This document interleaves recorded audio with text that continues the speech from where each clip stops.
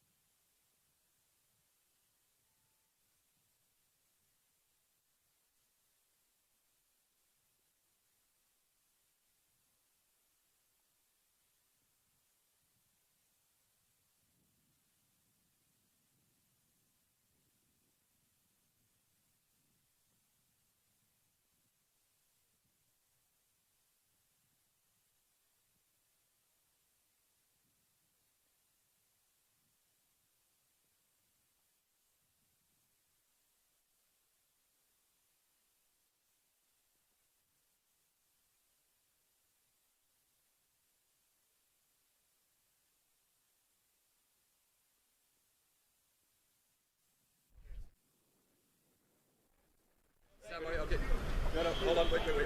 Just wait for Sandy. You ready? Sandy, you ready? Yeah. Okay, share whenever you're ready. Ladies and gentlemen, it's day 4 at TU Ground, Kirtipur, and you're watching Tri-Nations T20 International Series, and today we have the golden boy of Nepali cricket team, Sandeep Lamichhane, with us. Welcome, Sandeep. Thank you. How pumped up are you for today's match? It's been a really exciting time so far, and looking forward to this game, as boys been very pumped up for this game, and 2 wins out of 2 games. Pretty excited about this game. Are you satisfied with your bowling performance or your overall performance? Yeah, pretty. I have to, because the role I've been given, have to bowl in power play, and sometimes you get wicket or sometimes you go for plenty of runs. But very fortunate, been doing good for the team, and looking forward to You were this showering the match with googlies after googlies. What was the reason behind that in yesterday's match?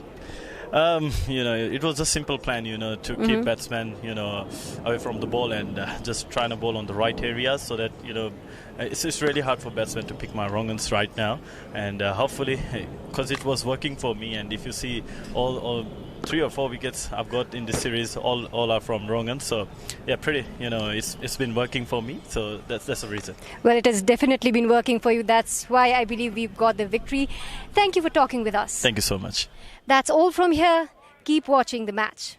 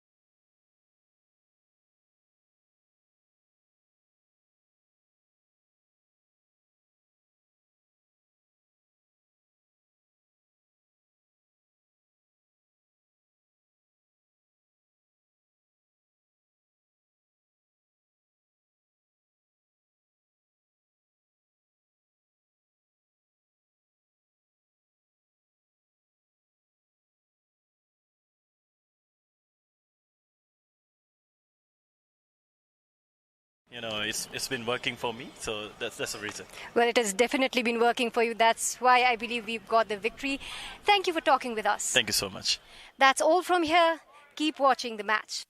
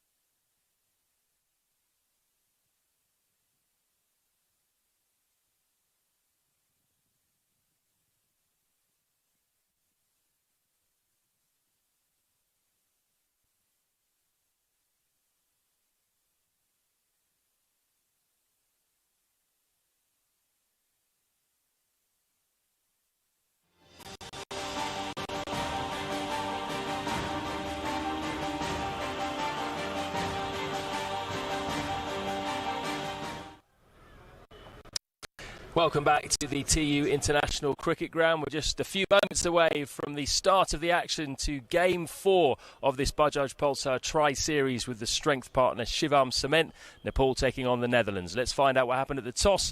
Andrew Leonard was in charge. Time for the toss in this Game 4 of the Bajaj Pulsar Tri-Nation Series. Strength partner Shivam Cement. I've got the main man, the match referee, glowing. Over to my right, that's Wendell Lebroy. I've got the home captain, Gyanendra Malla, and I've got the away captain, who's actually the home captain today, Peter Seeler. He's got the coin. Peter, give it a toss. Head. Heads is the call. It is a head. Gyanendra Malla has won a third consecutive toss. And Wendell, what's he going to do?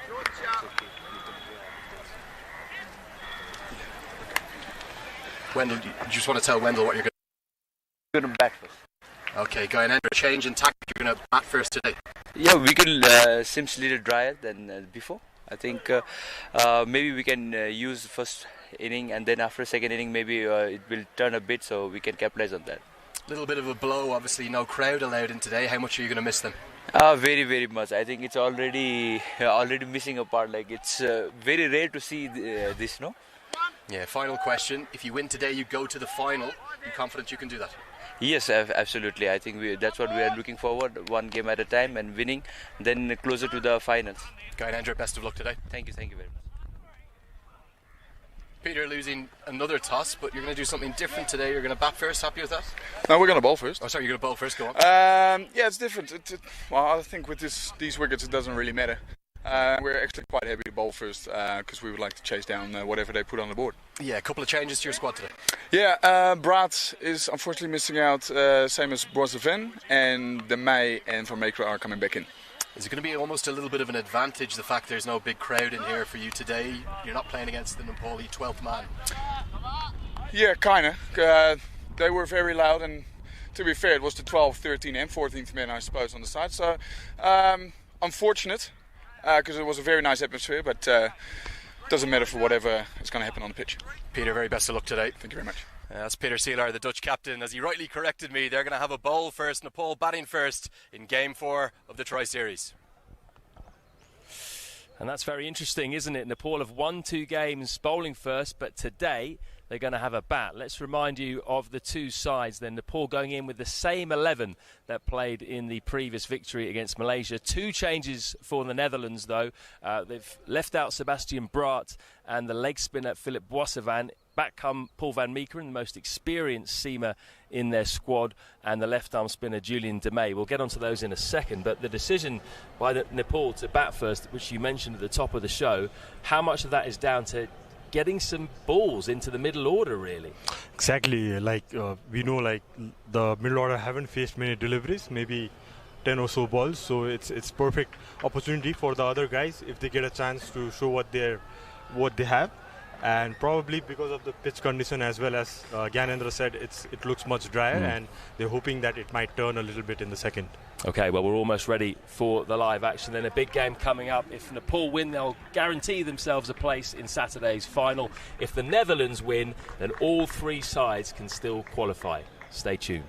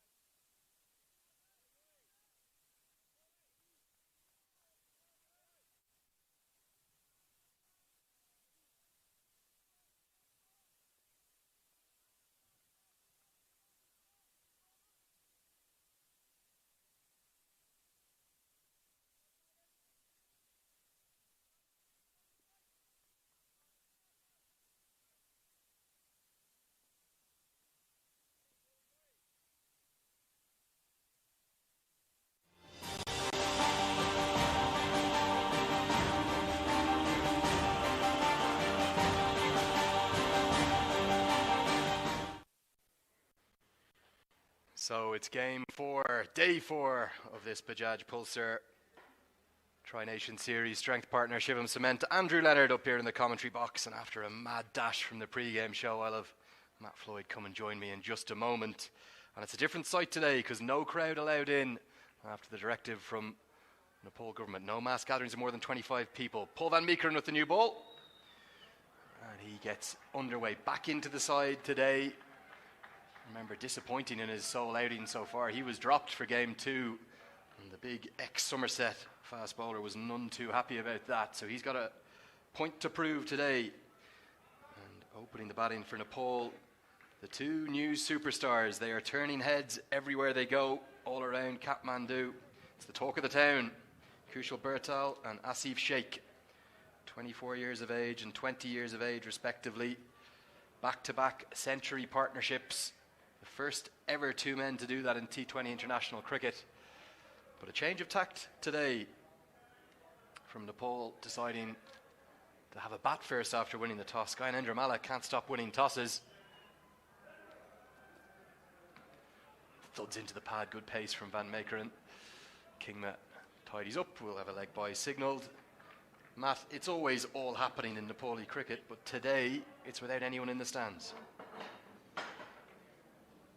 Yeah, a real shame, I suppose, from our point of view and from everyone who's in Nepal supporting cricket's point of view, because it would have been a jumping atmosphere today. Really would have been. You'd imagine somewhere towards 10,000, maybe even more, would have been in. But unfortunately, due to the situation, we've become used to this now, haven't we? Empty stadiums, and the players just have to get on with it. Hopefully the action will give us enough entertainment anyway. Strays down the leg side, really good diving stop from Scott Edwards. Radar, you saw his figures there, 2 overs, none for 27, and rather unceremoniously dumped out of the starting 11. Probably the foremost fast bowler here, but you just get a sense that the Dutch head coach Ryan Campbell felt like his big fast bowler needed a little bit of a kick up the backside. And I think also a message to the young players that even if you're a senior player and you don't perform straight away, you'll be left out of the side. Kutchov run off the face of the bat. Look at how quick the outfield is. That's a really good indicator of it. Tobias Visay wasn't that wide at third man, but that's the first Pulsar Power 4 of the day. He's played that shot quite nicely, actually, over the last couple of games. Just sort of gives himself room there. He backs away. Really nicely placed. Just fine of that man on the third man boundary. Had to be very accurate with that because there was a slip in as well. So he's not just about power, Bertel. He's got a bit of touch as well.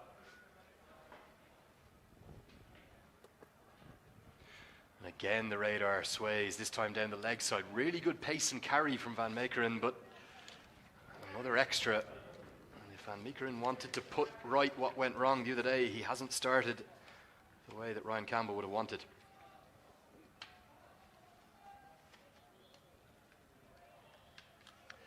Still on the hunt for a county contract, Paul Van Meekeren. I think he might be a good addition to a lot of squads.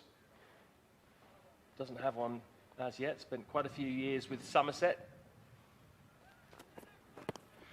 Radar down the leg side again. All going wrong here for Netherlands to start. I think the big thing about Paul Van Meekeren, he's a confidence bowler. When he is good, he is almost unplayable. He's good enough for any batting attack around the world, and we've seen that, but he hasn't played any cricket. He's not even training in a professional setup at the moment, just playing some club cricket in the United Kingdom. Finding it really difficult to find his range here so far. He's got the perfect frame for a fast bowler, hasn't he? And you're right, when he gets it right, so much pace and bounce. It's better back of the length and thudding into the maker's name. I want to say maker's name, but I think Asif Sheikh's on the lookout. In fact, Kushal Bertel's on the lookout for a bat sponsor. After this week, the offers are going to be coming flooding in. Be interesting to see how they go about their business as well, these two. Batting first for the first time in this series. Before they've had two low totals to chase, and they've just been very aggressive. Slightly different when you're trying to set a target. And also, Nepal playing on this pitch for the first time. Played the previous two games on the pitch, two to the left. Beautifully bowled. He gave himself room outside the leg stump, and Van Meekeren followed him. And in the end, Bertel's done well to take the evasive action to allow it through. Umpire clearly signalling one for the over. Good pace though, that's probably the quickest delivery we've seen on offer the entire week. Could well have been. I think that's what Ryan Campbell wants to see his fast bowlers doing, especially the likes of Van Meekeren, who have height and pace. Be really aggressive, hit the deck. If you're going to bowl a short ball, put everything into it. Followed the batsman there, that was nasty. And slower ball this time to close out the first over. 10 runs coming from it. This opening partnership for Nepal continuing to do the business. It's 10 for none.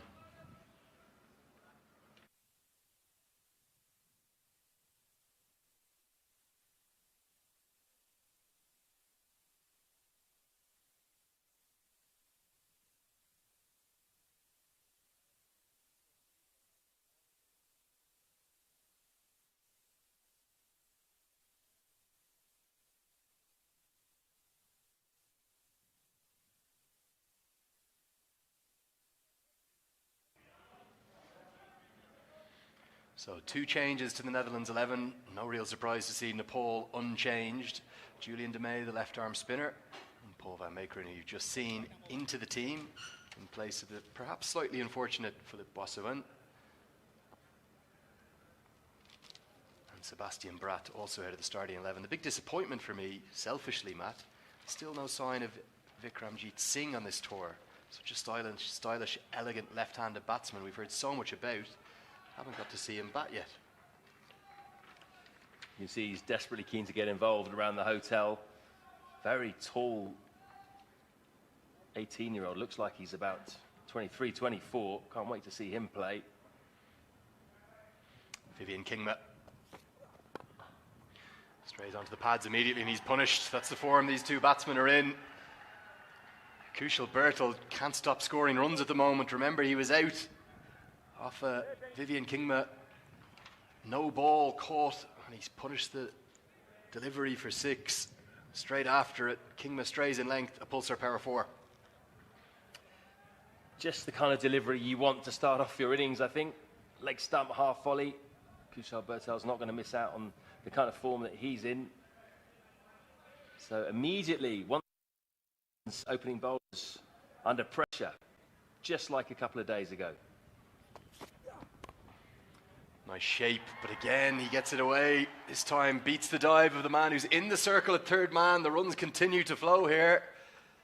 No raucous cheers today because no crowd allowed in, but that's another pulsar power 4. It was actually a good delivery. It swung away. It was a decent length, but if you're going to bowl there, you probably need a bit of protection. No third man.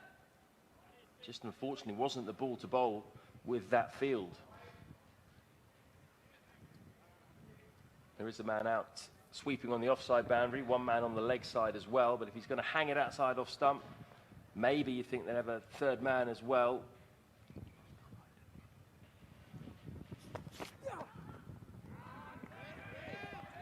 Nice delivery that from Kingma.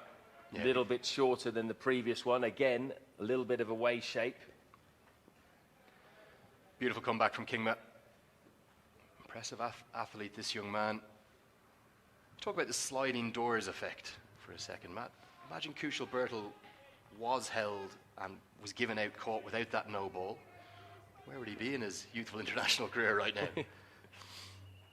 With Gwyneth Paltrow, maybe?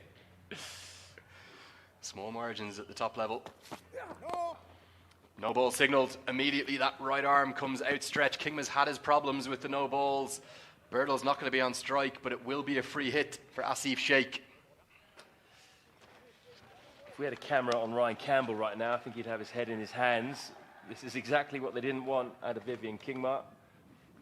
Such a talented fast bowler, but he's just had a few issues with overstepping on this trip.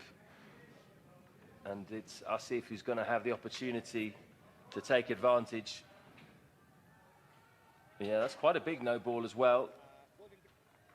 Didn't even touch the line with his back foot there. So Asif still hasn't got off the mark, but what an opportunity he has now. The 2 men out are on the leg side. One at deep square leg, one at long on. So there's space over the offside if he wants to go that way. Into the slot, smashed powerfully straight to Peter Seelar, who was obviously right on the edge of the 30-yard circle, with it being a free hit. So no damage done, but you can see the frustration with both Seelar and Kingma. These no balls are an issue for the Netherlands. Asif Sheikh will be kicking himself, I think. He absolutely middled that one, but straight at Peter Seelar.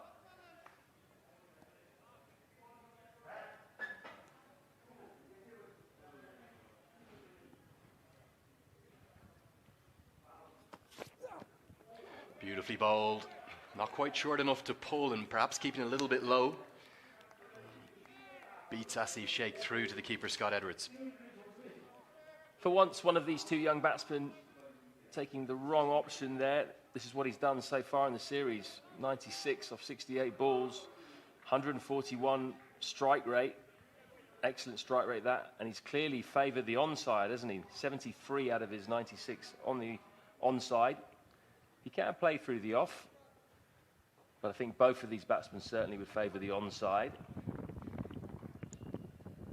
guess if you look at T20, probably most batsmen would fall into that category.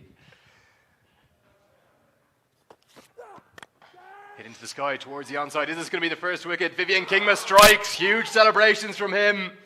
Real relief. And finally, this Nepali opening partnership falls before 100. It's the first wicket goes. 20 to score. Real relief for the Netherlands.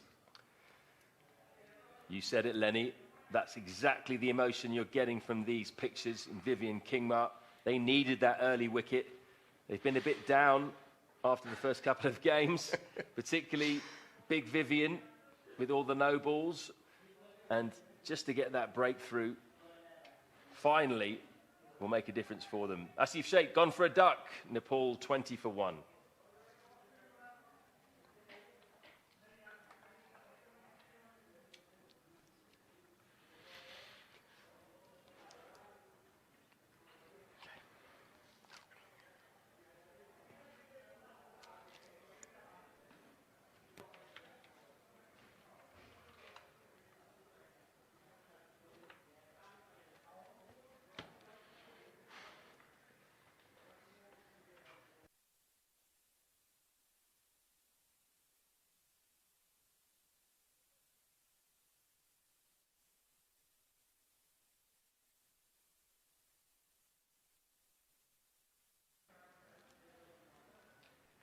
So it took till the third game for Nepal in this series for that opening partnership to be broken shy of 100. First wicket coming for the Netherlands off the final delivery of the second over of the match. And Vivian Kingma, you could sense it was a mixture of raw emotion and relief to get that wicket as we see a change of bowling with the left arm spinner Julian DeMay coming in. Yeah. And for the first time, Nepal have lost an early wicket in this Tri-Nations series. So how will they react? It's an opportunity for Gyanendra Mala with the bat as well. We've hardly spoken about him as a batsman so far. Yeah, there's only been two batsmen to talk about, really. That's Kushal Birdle, who's still there. And he's on strike. Quick look at the replay, and it just wasn't the line that Sheikh should have been looking to hit from. Back live now, worked into the leg side. But you could really feel the joy and raw emotion from Vivian Kingma there. You could. It's been an up and down couple of games for him. He's had some very good moments, actually. Bowled very well at the death in the game against Malaysia. But before that, had his problems with the no ball. So good to see him finally get on the board and get a wicket. And great to see from Peter Seelar slip in place. He knows that the Nepal middle order has not batted really at all this series, so if they can get one or two early, we've spoken a few times about if you can find 3 wickets in the power play in the first 6 overs, you become heavy favourites to win the match. Beats him immediately outside the off stump. Mala did bat in the first game. Dipender Singh Arid a very short knock in the second game. No time in the middle for the Nepali middle order.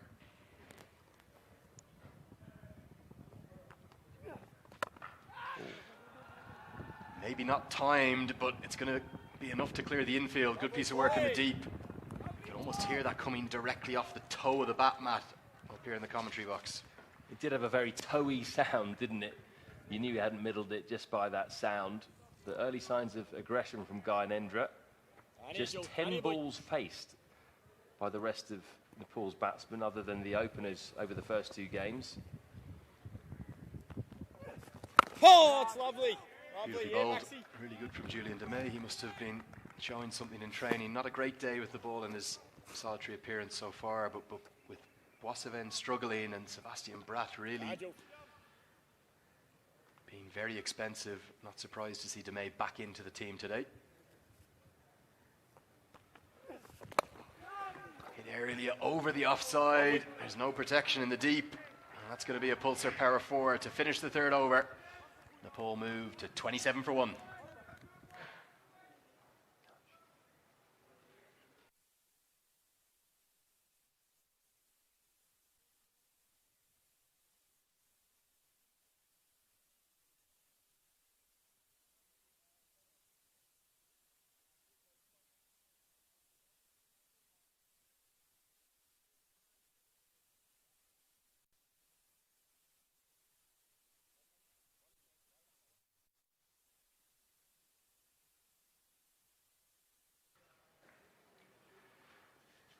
So do not adjust your television sets at home. There is no raucous crowd in. There's no real noise or atmosphere here today because, unlike the first 3 games of the series, no fans are allowed inside the ground. Nepali government directive last night. No mass gatherings of more than 25 people. A change in bowling. As Deleda into the attack. Big swing on offer. But too much swing wide outside the off stump. That's signalled wide by one of our 2 standing umpires. I think that's Buddy Pradhan there. Standing alongside Vinay Jha. 3rd umpire today, Durga Sabedi. And the 4th umpire, Sanjay Gurung. Let's have a closer look at the 22 yards then. This is the second pitch along that we used for the second game between Netherlands and Malaysia. And for this game, it was produced a lot of runs, didn't it, in the one game that we saw. Netherlands scoring 191 in their innings, and Malaysia in reply not getting far off. They got over 170. So perhaps this is the slightly better pitch in terms of batting, and it's the first time that Nepal would have played on it as well. I think the Netherlands will be very happy to be playing on this pitch with the good memories from the Malaysia game. Yeah, absolutely. And what Gyanendra Malla was saying at the toss was that he felt this was the better batting wicket, and he felt it might spin a little bit in the second innings. Good running, quick single. But obviously Malla probably knows the local conditions as well as anyone, and he just felt, looking at this wicket, a nice sheen to it. The grass that was on it in game 1 on this pitch, Matt, which was game 2 of the series, certainly being taken off it almost looks like a batsman's paradise. Yeah, you can see there, not much grass at all. It's definitely been taken off. I think it will be a pretty good batting pitch. Interesting to see if it turns later. Gyanendra Malla saying that this pitch is drier than the other pitch. Wide outside the off stump and 2 wide. That's a freebie, really. And Kushal Birdal, the form that he is in, is always going to smash that away for a Pulsar Power 4. That went like a rocket. Absolutely spanked that one through the offside. Beautiful cut shot. Look at his hands here. Bang. Really quick hands. Doesn't need to move the feet. And that raced away to the boundary. The man sweeping there. Absolutely no chance.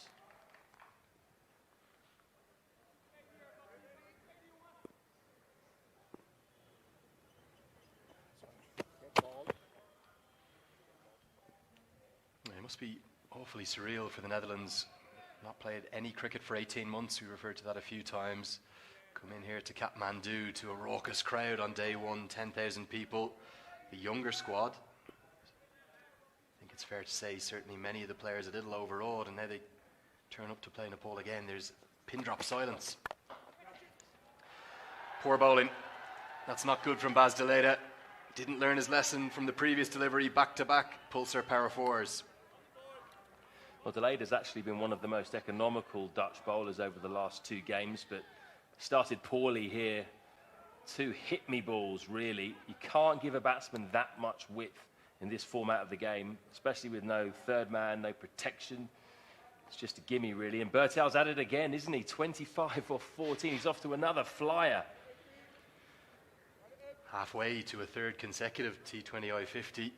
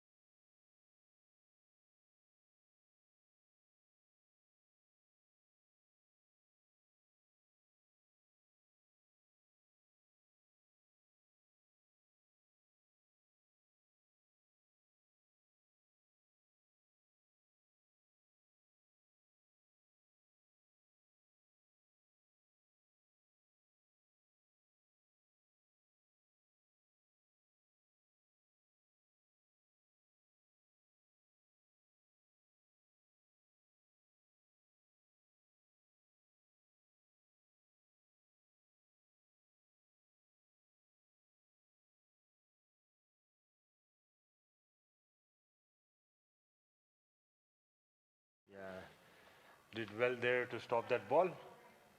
Probably it's just given for 2 runs. Slightly jealous commentary box looking on at Max O'Dowd, I think, Sherrod. Yes, 3 of us not having any hair in the head. Yeah, probably. We would like to borrow some. It's been all the chat on the Facebook groups all throughout the week, learning new Nepali words all the time. Learned the one for bold there, you can see. Is his back foot maybe just touching? They might have to give him the benefit of the doubt here. What is it in Nepali for bold head? It's called Taklu. Taklu. Not a good word. Well, 3 Taklu, bringing you all the action all the way around the world, locally here on Himalaya TV. Right the way across the subcontinent in India, Bangladesh, down to Australia, New Zealand, back home to Europe on free sport, of course. Yeah, seemed to have done very well. It bounced off his hands and his foot was not touching. Sherrod, he might have a future as an umpire as well. I think that's a superb call. They agree with you. So we're going to finish with 2 runs. Nepal a run shy of the half century. Kingma almost just over searching for that away swing he found and into the pads of Bertal. In the 30s now. Good stuff again, back of a length. Nice areas there, back of the hard lengths. Not giving any room which Bhurtel likes. But these 2 have been running pretty well in between the wickets. Playing with soft hands. And the 50 is up for Nepal team. In 5.4 overs, pretty quick time. Current run rate at 8.82. Not a bad start for Team Nepal. Yeah, but the Dutch just dragging it back a little bit towards the end of this power play. Look at that, going to try and exploit the fielding restrictions, and he will. It's going to be a Pulsar Power 4. Again, no real timing from Mala, but it doesn't matter. He's got the first 4 of his innings. Yeah, a very good shot over mid-on region. Probably that was a bit pitched up by Kingma, and yeah, a good hike over the mid-wicket region for 4 runs. Yeah, perhaps not as pleasing to the eye as Asif Sheikh or even Kushal Bertal yet, but Mala won't mind. Effective, more runs to the total. Just 1 ball left in the power play to work with now. Changing the field, long on goes back to where that delivery went, and deep cover comes in. It's a bit of a gift. A full toss, he was clearly searching for the Yorker, and it's going to be the first maximum of the innings. A real freebie to get Mala going. That closes out the power play. 10 and over exactly. Nepal 60 for 1.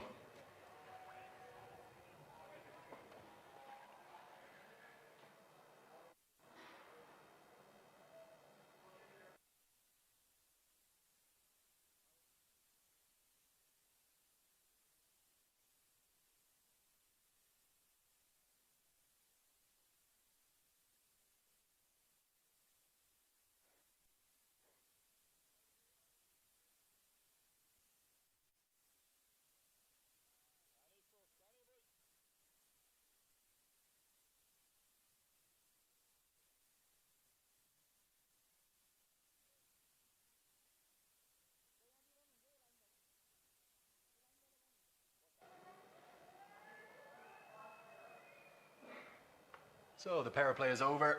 That means the fielders can go out, and as we've seen so often, as soon as fielding restrictions ease, as the standing umpire signals the end of those restrictions, we'll see Peter Saylor into the attack. He's been really impressive with his left arm spin. Yeah, exactly. Last game also, when he came on, I think he changed the game for Malaysia. Beautifully bowled and almost half an appeal from Saylor. It's a very economical action, isn't it? Almost nothing to go wrong with it. Yeah, exactly. He seems to have very good control over his action. Doesn't give much loose balls away. It's quite simple, isn't it? There's almost nothing that can go wrong. He works in straight lines, exactly. Short run up, not a huge turner.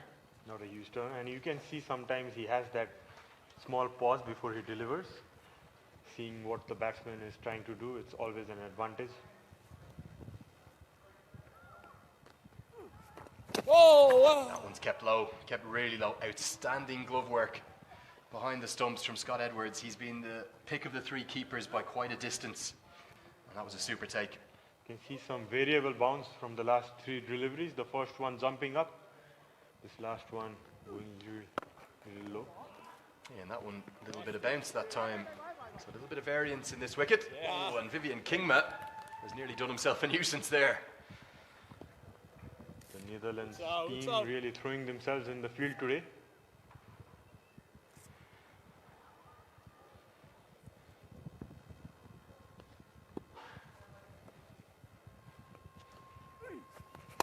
Wide outside the off stump this time. First bit of width from Saylor. Again, bowling to his field, just a single. Yeah, probably Saylor reading Bhurtel, liking the pace on the ball. He's not giving it to him. Bowling that a bit touch slower than normal. So it's time. Oh, it's captain versus captain now. Round arm flatter. Hit straight to the man, and Peter Saylor strikes. Wasn't the best delivery. He's not going to mind, because one captain dismisses the other. Good catch from Baz Dalida, but it was straight down his throat. Yeah, thought it was a little shorter ball. Mullah trying to pull it in the gap, but didn't quite get where he wanted. Probably mistimed it a little bit. Yeah, there you can see. Was a flat hard hit, but couldn't. Straight to the hands of Dalid. Yeah, Mullah, little disappointed walking back. Yeah, Mullah's gone for 20. Nepal 63 for 2.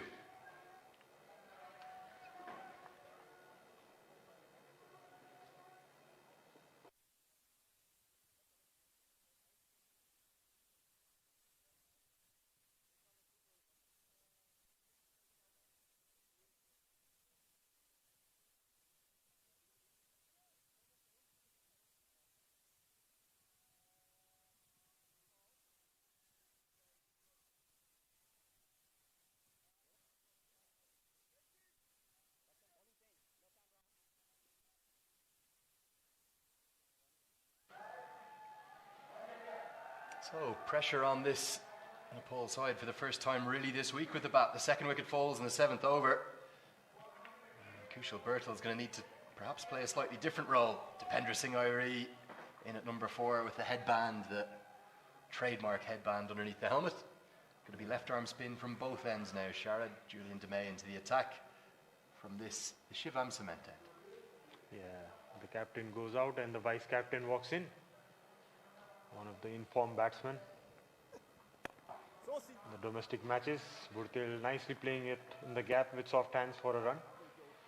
Yeah, let's talk a bit about Julian DeMay. Again, not a big turn of the ball, but if you watch as it comes out of his hand, you can see the seam heading in towards the right-hander. So probably going to bowl quite a lot of arm balls. Again, not look to generate huge revolutions on the ball. Just skidding on this flat, hard wicket. Yeah, I haven't seen much of a turn from his bowling till yet, but he does have a good height, which definitely gets some bounce. See there the perfect example, the seam going down towards the batsman. There's the fumble in the field from Tony Stahl. Allows Irie to get back for 2. Probably the quickest runner between the wickets in the team, Irie. Yeah, both of them actually, both of them complement them. They play together in the same team actually, in the club cricket in Nepal, so they know each other very well, and probably you can see that in their running between the wickets as well. Turn on after that time. Has it been a conscious decision from the Nepal setup with Dav Watmore coming in to get more of a focus on fitness and strength? Yes, definitely. That's the requirement of the modern day cricket right now. So we had a fitness trainer before this camp as well. Nicely bowled by DeMay. But you can see it in the young youthful squad. Much more energetic, much more physical. This is the future. Absolutely. In the back days, fitness was not given much of a priority, but now we have some standards that have been set, and everyone has to pass that. The yo-yo test and the other strength test. Definitely helps to raise the team standard. We've seen even the West Indies take that a step further, and anyone who doesn't meet those standards actually excluded entirely from any selection possibilities. Look at the gathered crowd over the fence there. Down the leg side, the sweep shot is not. Oh, it is going to beat the man. A misfield from Vivian Kingma. And that's going to end up costing 3 runs. A Pulsar power 4 to end the 8th over. Nepal moved to 72 for 2.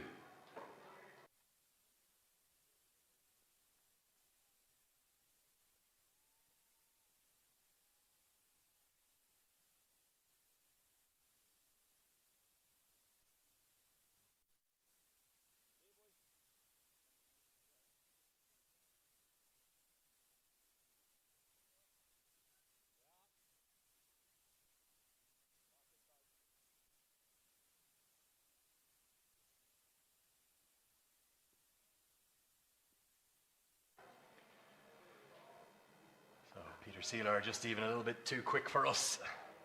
In his economical run-up, punched into the offside for a single. Irie will look to run hard for Bertal, get him back onto strike. Bertal just 11 runs shy of a 3rd consecutive T20 I-50.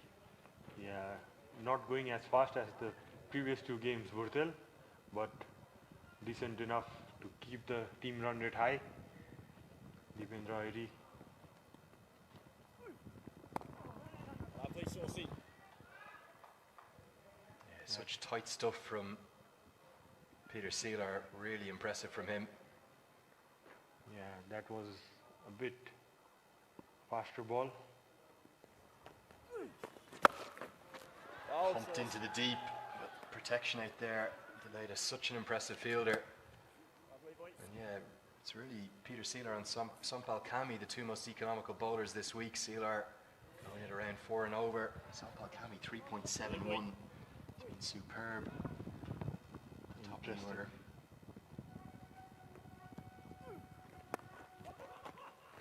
This run off the face going to be a single, but Seeler won't mind singles. He's just trying to protect the boundaries. Absolutely, like the way the last time Burtil was going, probably doesn't want to give him those boundaries. This is the challenge now for Burtil as well. They might have not seen him before, but now they know about him, and it's up to him now how to adjust. Nicely bowled. Again, just using the angle, coming in with the arm, no turn at all. Nearly chopping Irie in half. Do you think Nepal will be making a conscious decision to attack the other bowlers, maybe see Seeler off?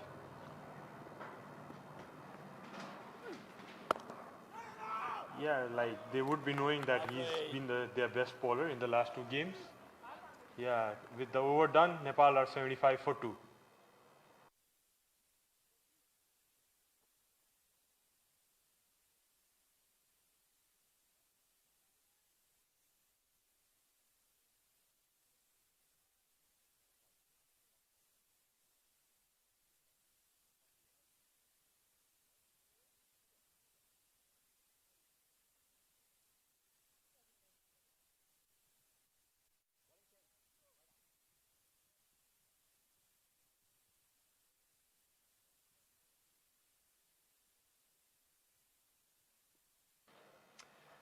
There's the Manhattan chart for this Nepal innings in Game 4 of the Bajaj Pulsar Tri-Nation Series. Strength partner Shivam Cement.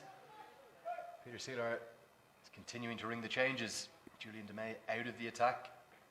Baz Deleda back in, a very expensive first over. He's going to need to come back strongly. Immediately pace off. Yeah, smartly bowled that. Probably Burtil not expecting that. Acknowledging the bowler.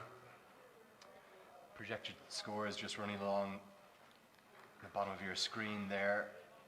Nepal surely will be looking to get north of 160. Absolutely, yeah, that would be a good score, a par score.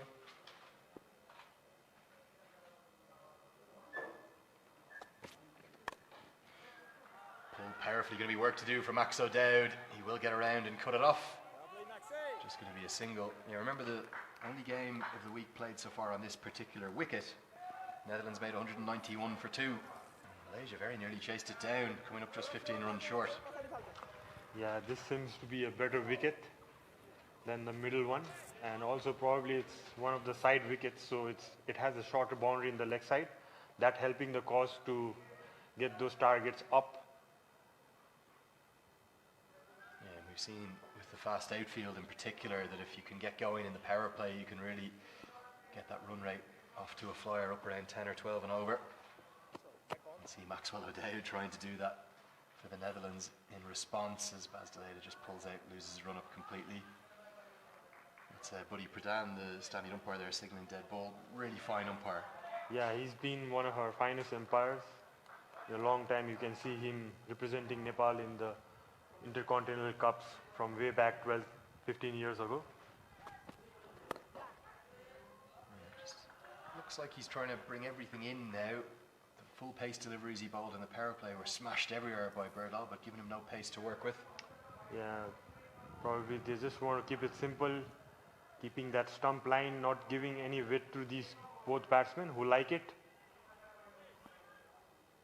You can see the run rate a bit slowed down now in the middle overs, which is natural. Wow, I think looking to get that one out of the back of the hand, and it's all just gone wrong. Wide outside the off stump. The extras count is already going to be concerning. Head coach Ryan Campbell, those no balls we've talked about of Kingmo will be costly. This time it's a wide outside the off stump. Yeah, probably he wanted to ball that a leg cutter, but slipping out of his hands.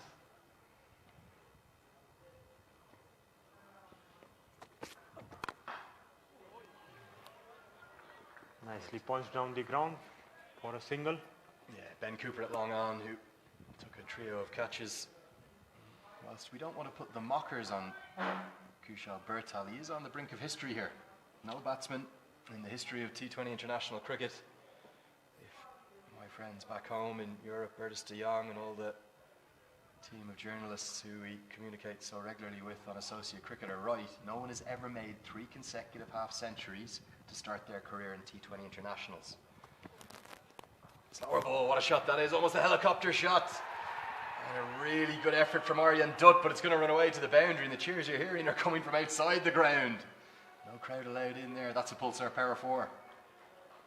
Yeah, probably delete going for another slower ball, a bit outside the off stump. Yeah, you can see there Dipendra shuffling his way to the off stump, trying to reach to the ball. Managed to top edge it, but wide of the short third man fielder, goes for a 4. Good effort by Aryan Dutt. He tried everything he could to get his hands underneath the ball. When he realised he couldn't, he tried saving the 4, but it spun away. Slower into the pitch again. I think we're going to see a lot of that for the rest of this innings. And we're going to have an overthrow. Aggressive fielding from the Dutch, and then a fumble from Van Meekeren. Shambolic stuff. Should have been a dot ball. They end up getting back for 2. That's the halfway stage of the innings. We'll have a change in commentary after this. It'll be back to Matt Floyd. It's 85 for 2.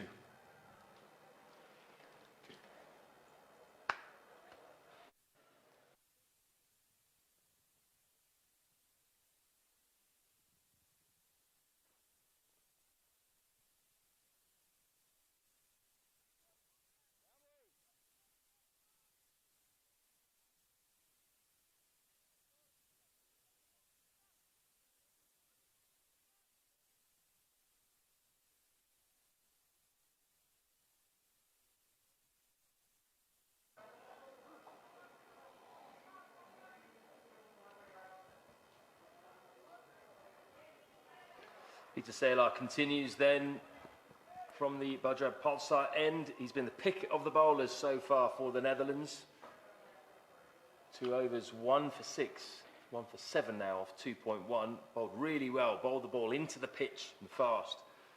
Really can't get down the track to him, or if you can, you've got to be very quick on your feet. As you saw there, Dipendra not quite quick enough. Yeah, see, they're bowling it in a different angle, that one. More of a side arm, low arm delivery. Toss that one up. Dipendra has a real go at it. Doesn't really time the ball, but they will get back for 2. Good running that, very quick, these 2 batsmen. And he shanked it really, but just wide enough of long on to give Ben Cooper a bit of work to do and for the batsman to get back for 2. Yeah, Nepal team looking quite good in the halfway stage. setting up a good platform for the lower order hitters. Not too far away from the off stump, that too close to cut for Dipendra Singh Airi. But this is exactly what we wanted out of this game, isn't it, Sharad? A much closer contest. The Netherlands looking a lot more confident, and a real test now for the Nepal middle order. Absolutely, like they know what now the pitch plays, Netherlands team. And could be two hit. Yes, well run, well played as well. Just about enough pace on that ball to get it perfectly in between the outrushing Scott Edwards, the wicketkeeper, and the man coming in from the boundary. Yeah, these two have really been pushing the fielders really hard from the boundary line. Very close contest going on between these two teams. Again, he tries the big shot, might be getting two again. Yep, good running, touch and go from Kushal Bertel. Very, very good. Fantastic running by... Very good running by these two. 92 for 2.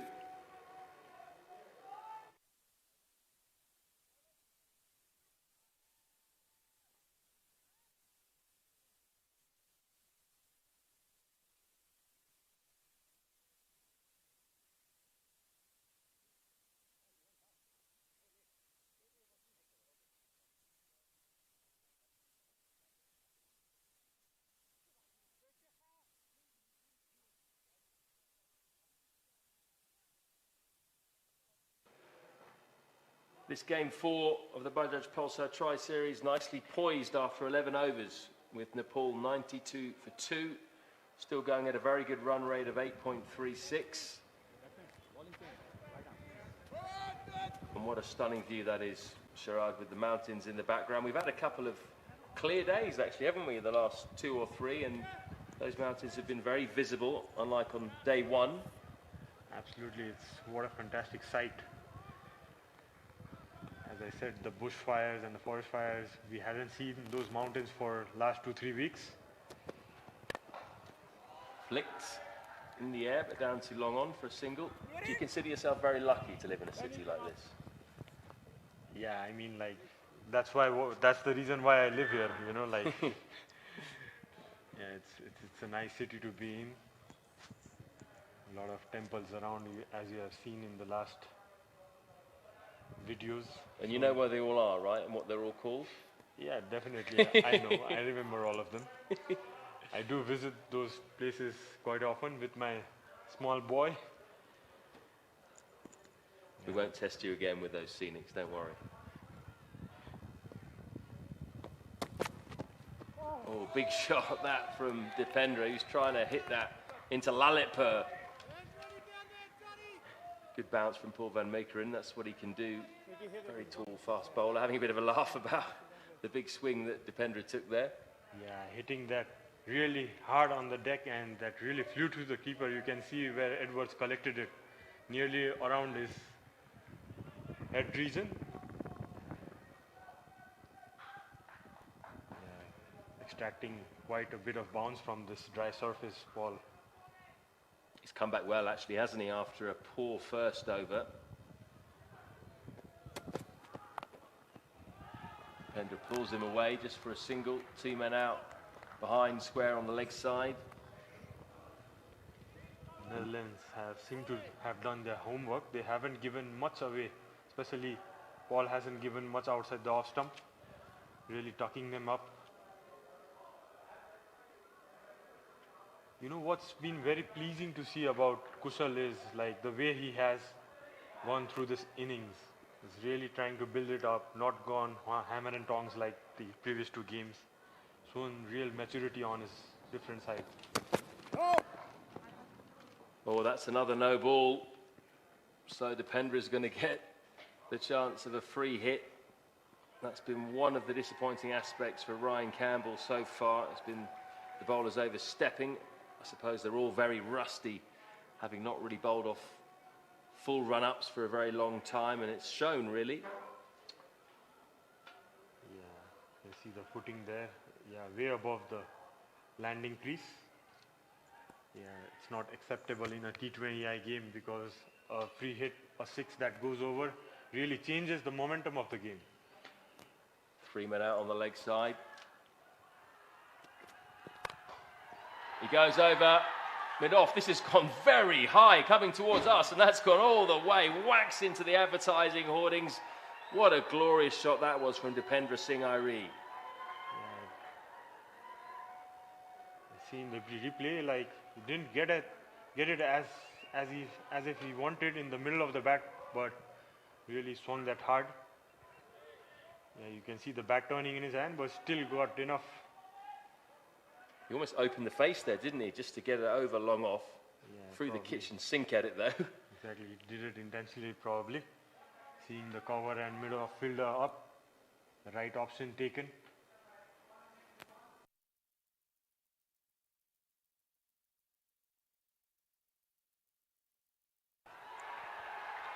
That's a lovely pull shot, back-to-back boundaries, a 6 and a 4 for Kushal Bertel. That's another Pulsar Power 4 off the back foot.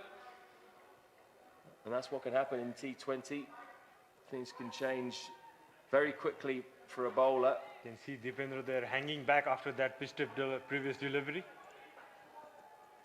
And nicely guided that through in between the fine leg and square leg region. Smart batting. You often get a short delivery after being pumped back over your head. Good change of pace. Chance of a run out perhaps? No. These two, as we've said before, are quick. So 12 overs gone. Nepal 106 for 2.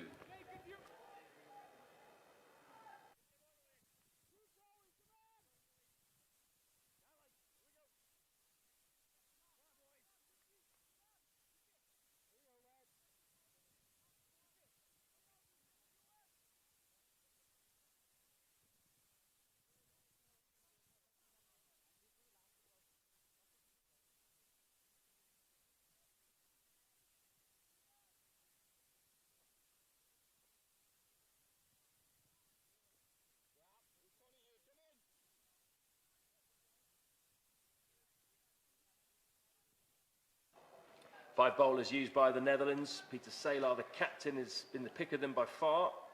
Economy rate just 4.33. He's picked up one of the 2 wickets to fall. The rest have been a tad expensive. And now we're going to see a 6th bowler, the 17-year-old Aryan Dutt, who opened the bowling in the previous 2 games. This was what he did in the first game against Nepal. That first over of the tri-series went for 19. But he came back impressively in the previous game against Nepal with 2 for 15 from his 2 overs. It will be very interesting to see how the off spinner goes against these 2 right-hander. Ready, Maxi? Coming from the right end, the Chobar end, which is the longer part of the ground.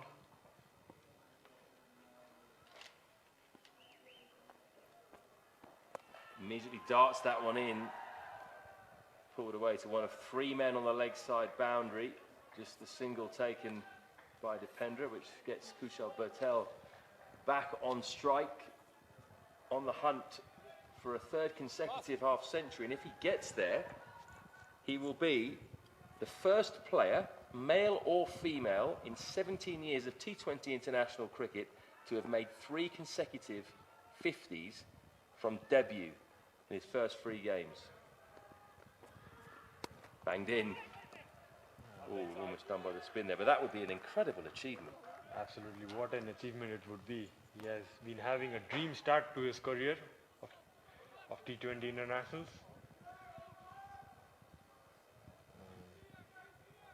That would be a great achievement for him and for the team as well.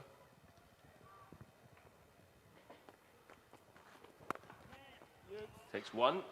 So he's now just 4 away. David Milan almost did it. He scored 2 50s in his first 2 innings, then failed, and then another 2 50s in his 4th and 5th innings. Stefani Taylor, captain of the West Indian women's side, scored 3 50s in her first 3 T20 internationals, but there was did not bat in between them.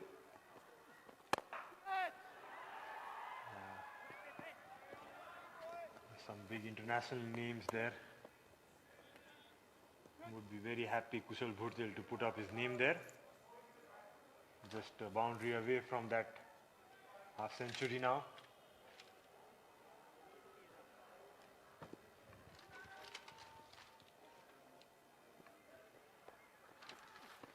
Backs away. Actually, if you have seen in the past, Nepal have been very. They have been put up many records, you know, like the fastest 50s in ODIs, in T20 international, the youngest guys getting it, and that being from Nepal. Some low totals, 10 wicket hauls. Oh, that's a no ball. Aryan Dutt intent on firing the ball in, which is what he's done all over. But unfortunately, he's overstepped. So a great opportunity now for Bertel to get to that 50. Dipendra has run down the track to have a word with him. Yeah. He's got a free hit. What a great situation to be in, Sharad. He's going to swing it as hard as he can, probably. He's going to bang it in short, I reckon, here. Let's have a look. There you go, and he gets it. What a shot, and what a way to bring up a third consecutive half-century in his first 3 innings in T20 international cricket. Brilliant stuff from Kushal Bertel. No one has ever scored 350s in their first 3 T20 innings. Absolutely brilliant stuff. And this time round, he's done it a little bit slower, and he's been very, very effective. 117 for 2.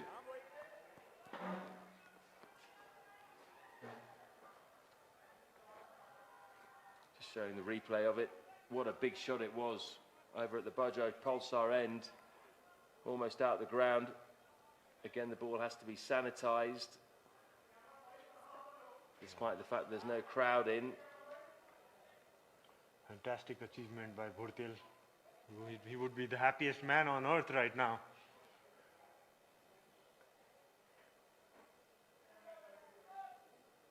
Well, how lucky was he to have a free hit from an off-spinner who just flighted the ball up as well. He didn't bang it in short. Thank you very much. 41 balls it took Bertel to make that half-century. Actually, the slowest of his 3 half-centuries. Right. Just 30 balls in the first game. Dipendra goes big now, and that is going to be back-to-back 6s for this Nepal team. There it is, bouncing around on the grass bank. Debay flighted it up there, and Dipendra went for the slog sweep, and he connected. Oiri joining the party now. You can see those quick hands of Oiri, slogging it over mid-wicket area. Fast hands, and it does travel a long way. Really climbed those hilly steps. That's the shorter boundary today as they're playing on the pitch that is furthest over to the right. But even so, I think that would have been 6 on the other side as well. It's worth mentioning actually that Dipendra comes into this game in very good form, the vice-captain. He was the 2nd leading run scorer in the Kathmandu Mayors Cup with 176 runs at 44, with 100 rather, for the Nepal Police Club. He was the player of the series, actually. Yeah, coming from a lot of good form. And continuing that form in the practice matches as well. And now you can see in the tournament as well. And he has quickly moved to 40 runs of 23 balls. Yeah, Dime under some pressure. Just drags his length back a tad there. Dipendra takes 41 off 24. He's injected some real energy into proceedings since Gyanendra Mala was dismissed for 20. Yeah, the current partnership you can see 61 of 40 balls. Well, a bit of turn there for Dime, who's had his moments, especially when he's just dragged his length back a little bit. He's a very tall man, so he hits the stickers, the top of the bat, quite a lot. Although both of these batsmen don't actually have stickers on their bat. But right at the top. Probably the sponsors would be very interested. This could well be another 6. It is. Sails straight over Peter Salar's head at long off. He didn't quite get all of that, Bertel. It was a big swing. It was actually Dipendra, I should say. Didn't connect with that as well as he connected with the slog sweep, but it still went the distance. You can see the bat turning on his hand, but still he connecting well enough to go for a 6. Down the track he goes, and he clips into the leg side. Bashundhara comes round at deep mid-wicket, and it's just going to be 1. So Dipendra now just 2 runs away from his half-century, and this would be a quick one. He's just faced 26 balls so far.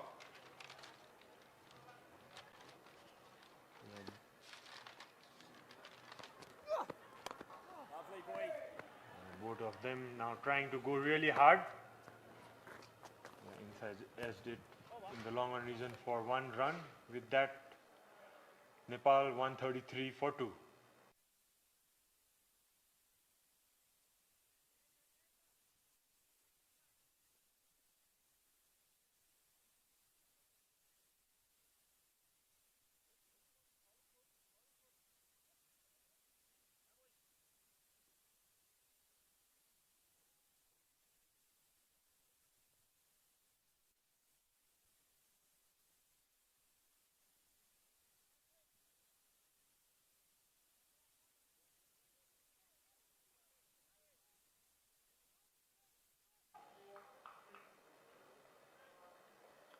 Six overs to go, and Nepal have started to make their move here in Game 4 of this Bajaj Pulsar Tri-Series with the strength partner Shivam Cement. Dipendra, 48 off just 26. He has been the main contributor in this partnership. Kushal Bertel just 18 in it. Vivian Kingma back into the attack for the Netherlands. That's a lovely scoop shot. Moved around the crease.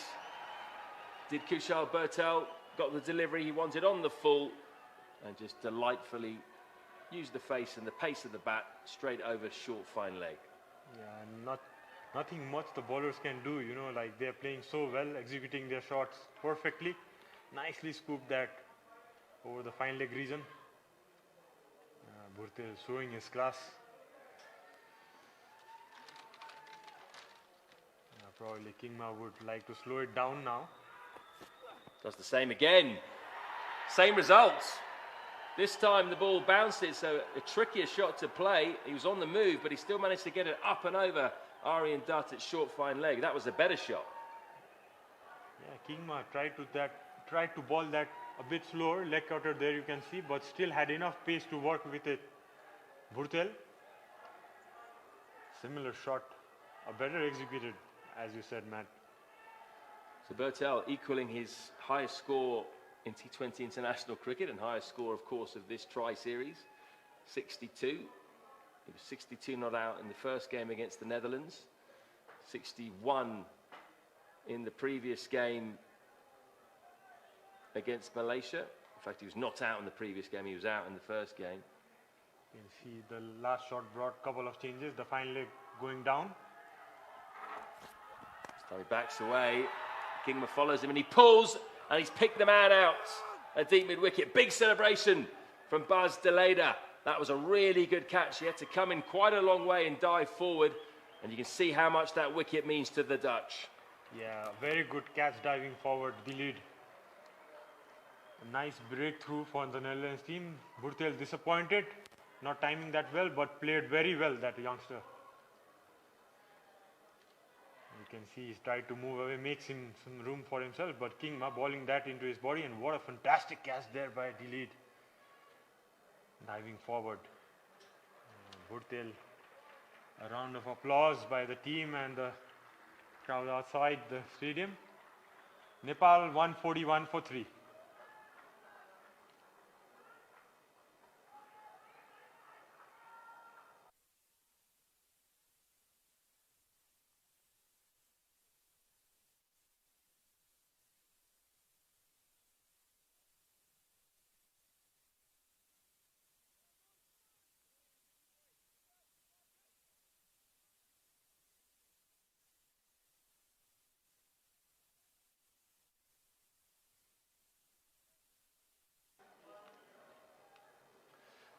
Kushal Mala, the new batsman for Nepal, the youngest player in the side at just 17 years old. Another incredibly talented young batsman in the squad. And it'll be his first chance to bat in the series. Depender on strike though. Oh, he's been hitting the helmet. Well-directed bounce to that from Vivian Kingma. And I'm afraid I think the physio's going to have to come on here and just check that Depender is okay. He's a tough man, but that's the protocol now. They'll check the helmet as well. The umpire is calling, Mr. Buddhi Pradhan calling the physio in, the mandatory check. Probably asking some questions, some numbers probably. Yeah, seemed to have hit him hard. It was nasty that, wasn't it? Because you could see that the ball just pretty much bounced straight out off the helmet. He was trying to pull off the front foot almost. Yeah, just missed it. Yeah, the thumbs up from the physio, Vikram. Done a good job with the team till now. Kushal Malla first time on strike. The big hitting all-rounder from Nepal, the young guy. Interesting to see how he goes. Can't be a better time for him to bat with full freedom. Well, exactly. He's got a fantastic platform and license to have a go here, hasn't he? Super exciting talent. The youngest player to score a 50 in ODI cricket when he got a 50 against the USA in February last year. Actually broke the record of his teammate, Rohit Paudel, who's not playing in this series. Oh, it's a good start by Kingma to the new batsman, a bit of bounce there. But he was just 15 years old when he broke that record, Sharad. 15 years, 340 days. What were you doing at that age? Were you playing cricket? Decent level? Yeah, I was trying to play cricket. Just starting. Yeah. But you weren't scoring ODI 50s, were you? No, we were a lot below ranked team at that time. Like we were around 30 plus. So yeah, what an achievement for Kushal as well to get his ODI record. Oh, he's hit another batsman on the helmet, another nasty one. This time Kushal Malla trying to take evasive action, but he's been pinned. That's the end of the over. Malla seems okay, 142 for 3.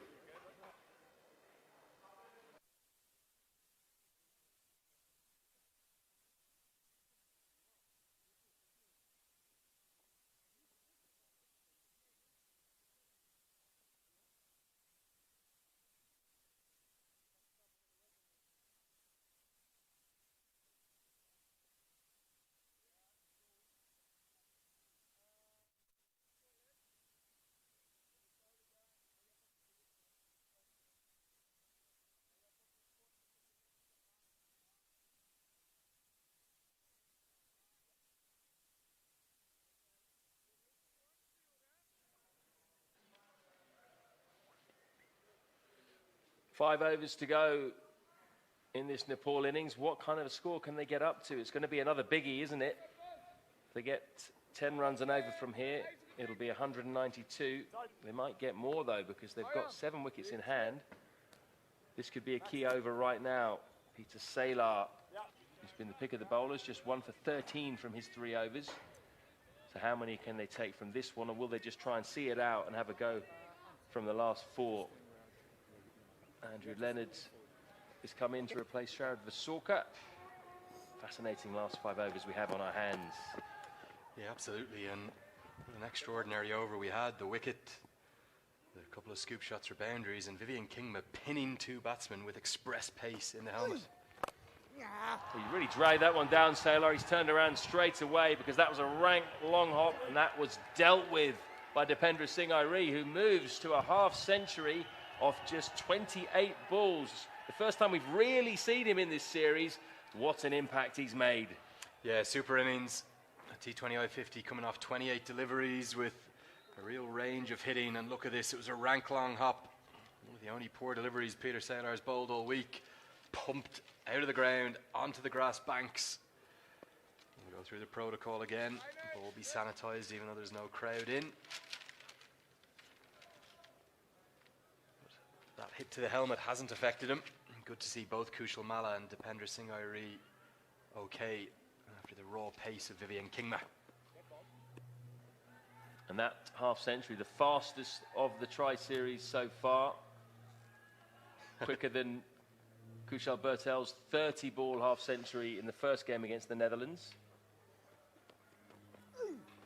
That one's tossed up, and that one's whacked straight over his head by Dipendra Singh Airi. Back-to-back sixes for him. One over the leg side and one dead straight off the front foot. What a shot that is. An exhibition of hitting from Dipendra Singh Airi. First one to the leg side, second one down the ground. For the second time in this series, we've had 2 sixes to start an innings, and it's coming off one of the most economical bowlers in the whole tournament. Saylor under huge pressure, the Dutch captain. Really doesn't leave anything to chance, does he, Dipendra? He just throws everything at it when he's trying to hit a six. That's the 50th six of the tournament. Yeah, what we're seeing from Peter Saylor is a real difficulty with gripping the ball after the antibacterial wipe. Wiping it on the ground there. So he pulls this one away, very short. This is going to be out. High in the air. Easy catch in the end. Taken on the boundary. So Saylor gets his revenge. Dipendra goes 6-6 out.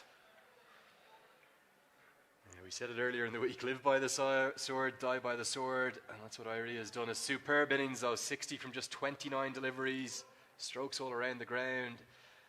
Saylor really bending his back, digging into the pitch, almost coming up like a medium pace bowler's bouncer. Well held in the deep, the Dutch fielding's been good. I think that was Tobias Fissé. Airi's gone for 60. Nepal 154 for 3.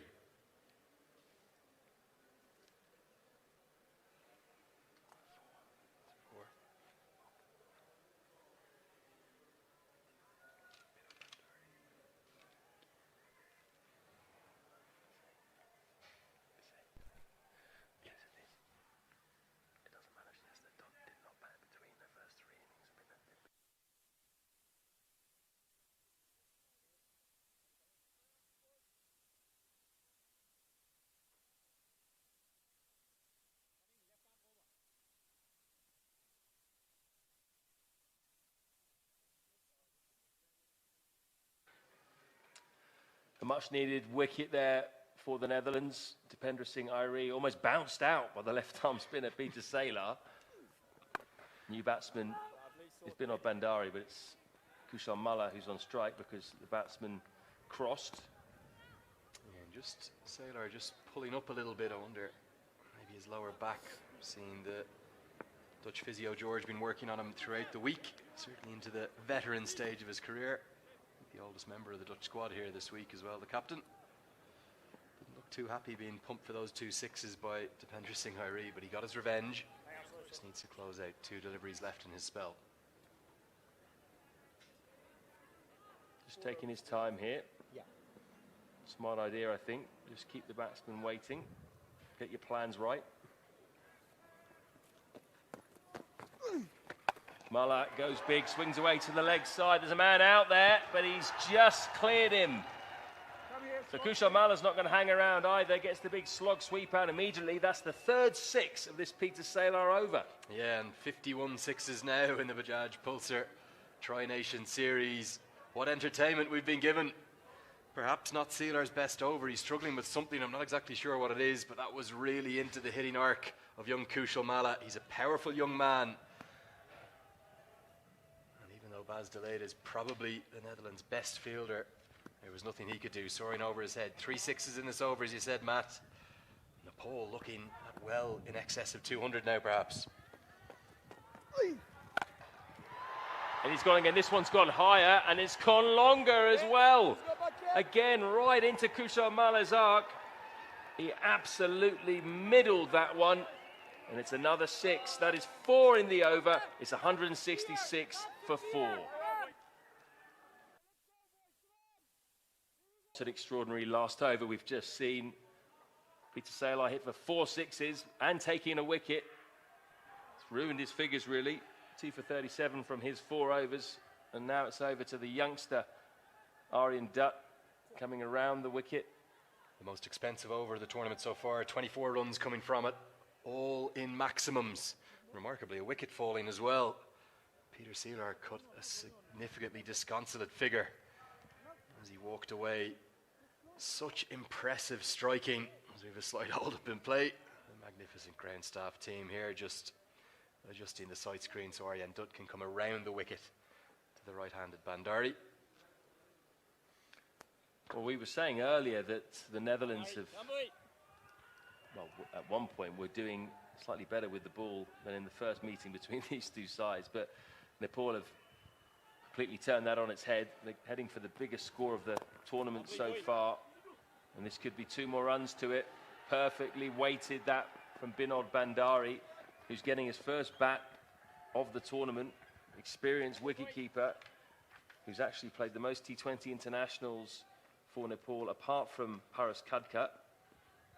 This is his 33rd, and he's in good form too. He was the top scorer in the Kathmandu Mayor's Cup, 184 runs at 61 for the Tribhuvan Army Club. Lovely, boy, brilliant. Could be a wide, it is.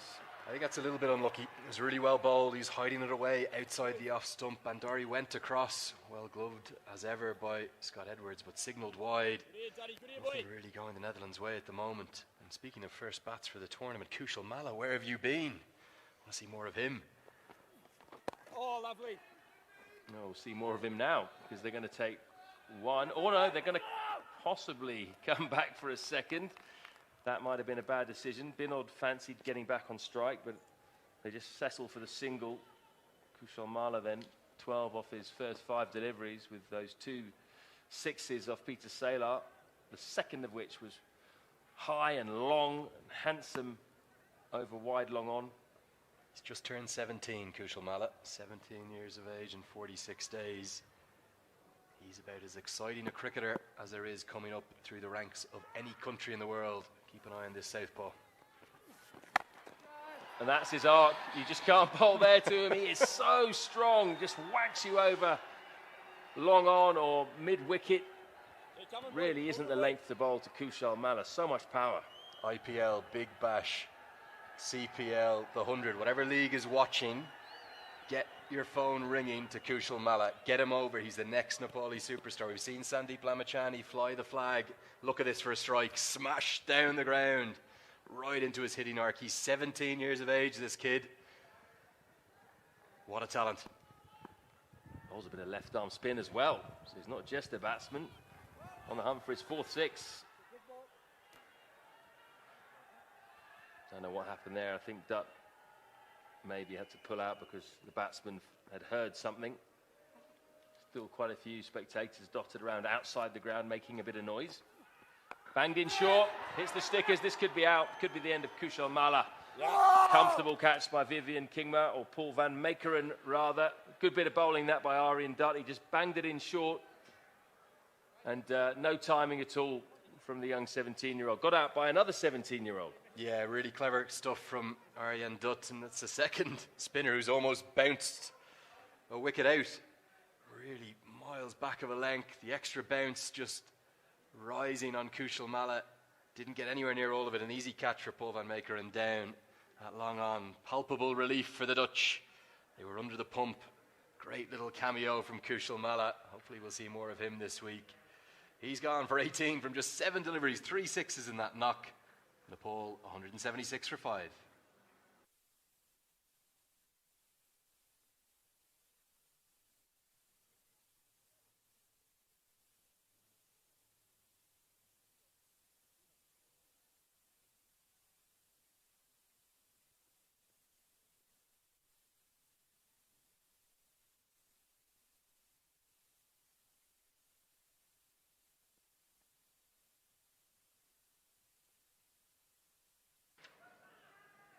Banged in again to Binod Bandari, who takes a single, which will bring the big hitting Karan KC on strike. Again, hasn't had the chance to bat so far in this series, but he's the man they go to if they want quick runs on the whole, he and Sompol Kami. Yeah, Karan KC loves smashing sixes. That's all he does with the bat, really. I'm not going to lie, no huge technique, but powerful and particularly straight down the ground, a little bit over long on and cow as well. Almost a bouncer from Aryan Dutt. As Lenny said previously, we've seen that used as a tactic by the Dutch spinners quite a bit in this innings, just banging it in 17 overs gone, 178 for 5.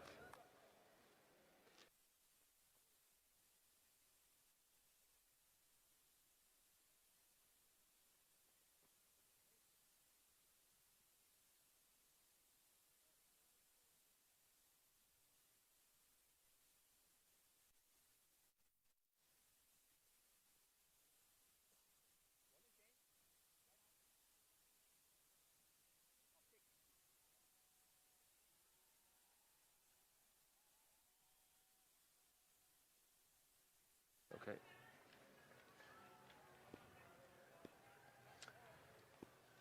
Two or three good partnerships for Nepal today. Kushal Bertel involved in the two best of those with Gyanendra and then Dipendra.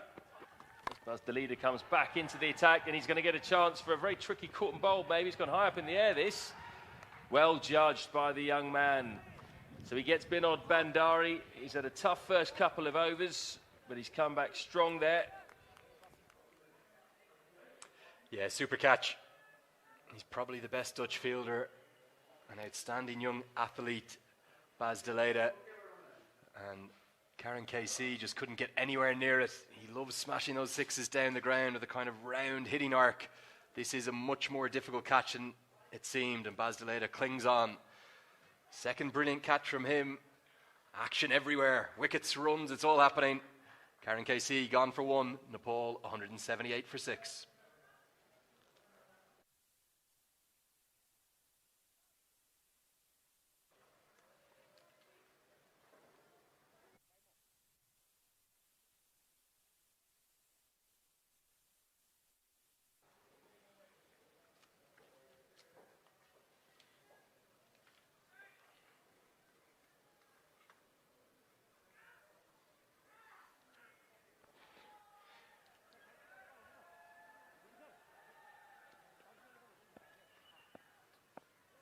Sampal Kami, the new batsman for the Nepal, who, despite being 6 wickets down, I think will be disappointed if they don't get up towards 210 maybe here.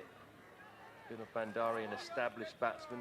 Kami could certainly score quickly down the innings. Okay. Yeah, side screen issues aplenty today. Haven't had any for the first 3 matches. Seems like Nepal's middle order a little bit more pedantic than their openers. Openers just stand there and smash it, doesn't matter where it is. And the man's running across the back.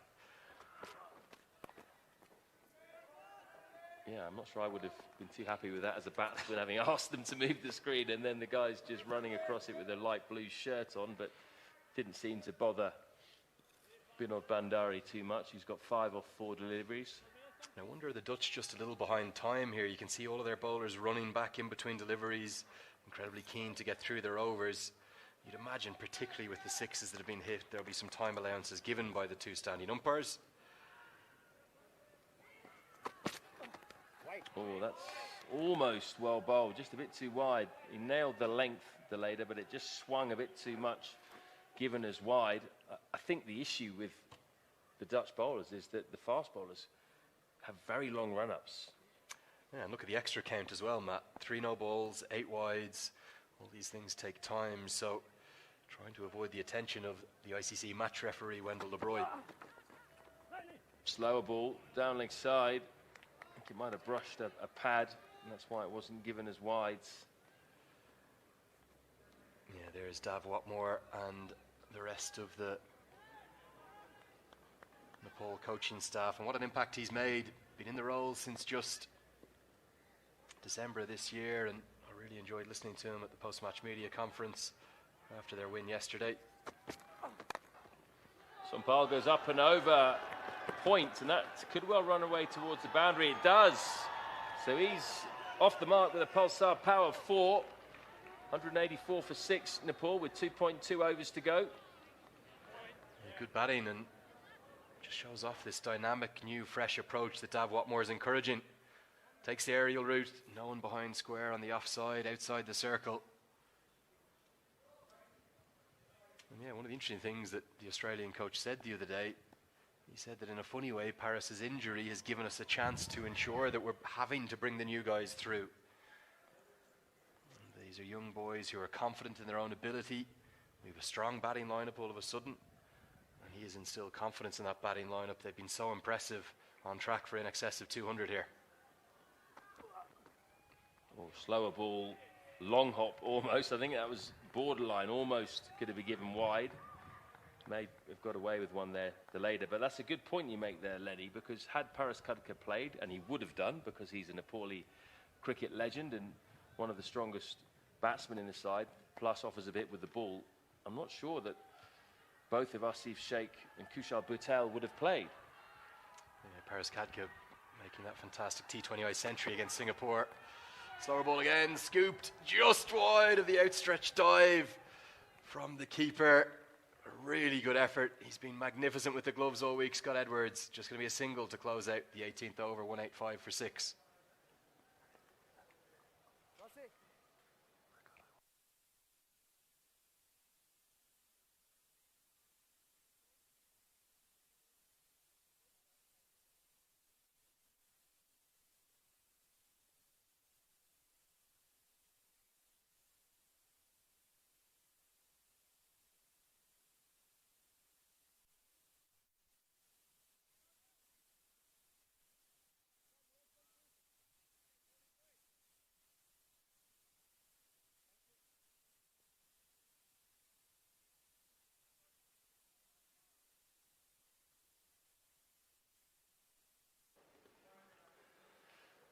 Two overs to go in this Nepal innings, and it looks like it's going to be the two Dutch fast men, Van Meekeren and Kingma, to bowl those 2 overs. Big shot from Sompal Kam. He's miscued it, but he might get 4, you know. Bit of a teaser for Aryan Dutt. The ball just spun away from him off a thick outside edge. Van Meekeren can't believe his luck, but at least he's smiling. Yeah, lovely touch that from Van Meekeren and Sompal Kami. Kami knows he's been done with the delivery. It was an off-cutter.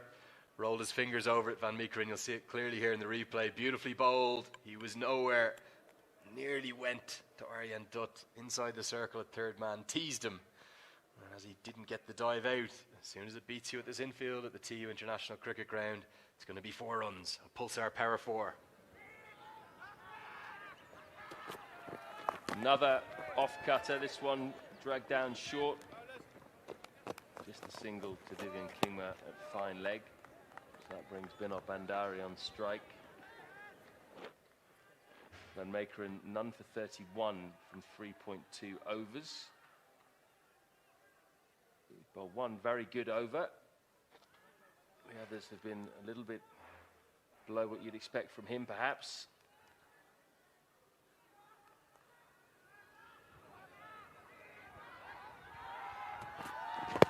More pace off.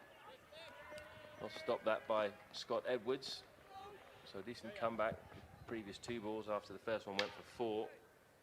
Yeah, special mention for Edwards. He's been outstanding as the umpire signals leg by. This now the 2nd highest total in any T20 international for Nepal. The only time they went past a total like this was against Bhutan, certainly one of the weaker nations, where they made 236 for 3 at this very ground. A little over 2 years ago, but this is a new breed, a new generation for Nepal. Well, that's full, that's close as well. Big appeal. I wonder if Sompal Kami got an inside edge on that. We'll find out soon as they run through for 2. Yeah, looks like, or not. Yeah, I think he is saying runs. I think he is saying an inside edge. I didn't see the inside edge myself. I thought that thudded directly into the pad, and if it did, Matt, it was very close indeed, and you can see why Van Meekeren was so keen for the wicket. There's a smile on his face, but there's a shake of the head as well. Yeah, this is an ironic smile. I don't think he's so happy this time because he thought that was absolutely dead and there was no bat involved. Had there not been bat, surely would have been given LBW. Would have been Van Meekeren's first wicket of the series. Another off cutter. It's going to be a dot ball too.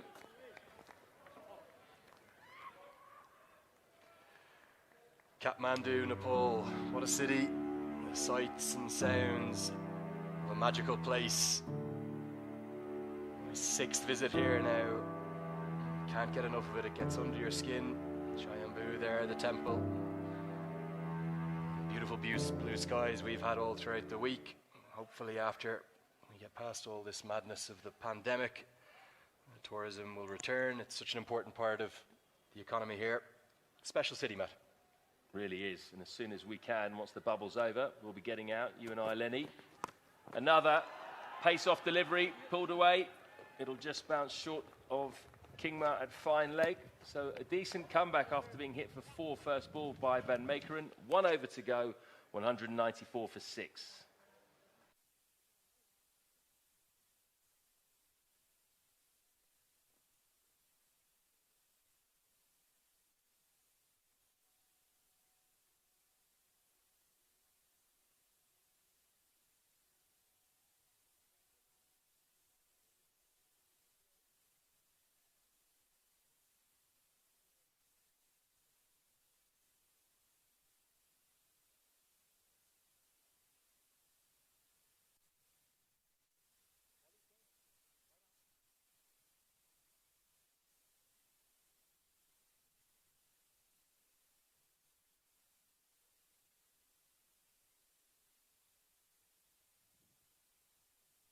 Nepal have already made the highest total of this Bajaj Pulsar Tri-Series. Can they get up past 200 now?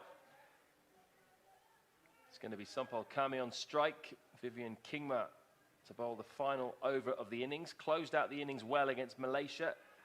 Concentrated on wide Yorkers. And he's gone there again.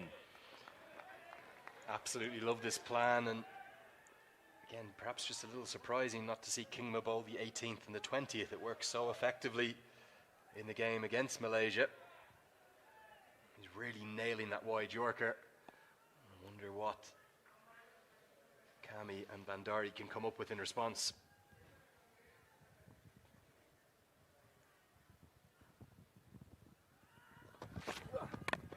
This time it's a low full toss, but he's set the field well, Kingma, alongside his captain. So if he does miss his length, he's got a man at wide third man and a man exactly on square backward point. Yeah, deep point. It's a fielding position certainly in the early years of T20 internationals you never would have seen, and now it's actually quite common. Stuart Broad would have been one of the people who started at bowling those wide Yorkers outside the off stump, and it gives you that protection. Where else can the batsman hit it if he can't play the reverse ramp, which obviously at Kingma's pace is almost impossible to do? You're going to take the risk of going down for the scoop shot. And what's interesting is they've also got a wide third man and someone who's standing at around about sort of 5th slip line as Kingma comes round the wicket.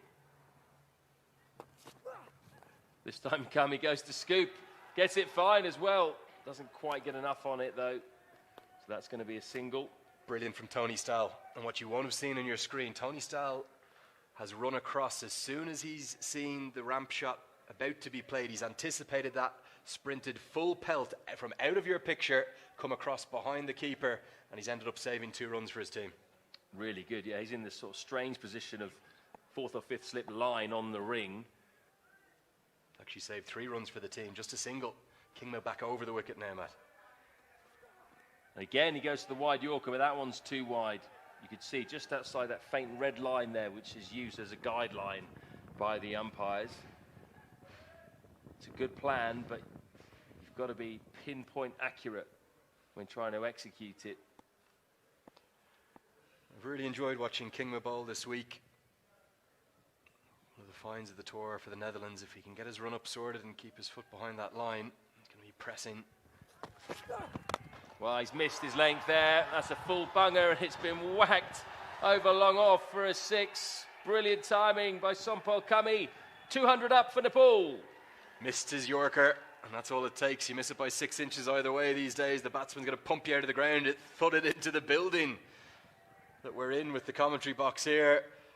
And the fans, they can't be in the ground today. You're going to get a great view of it here. We're in that third window along to the left. Smashes in to the tiled roof next to the Bajaj Pulsar sign.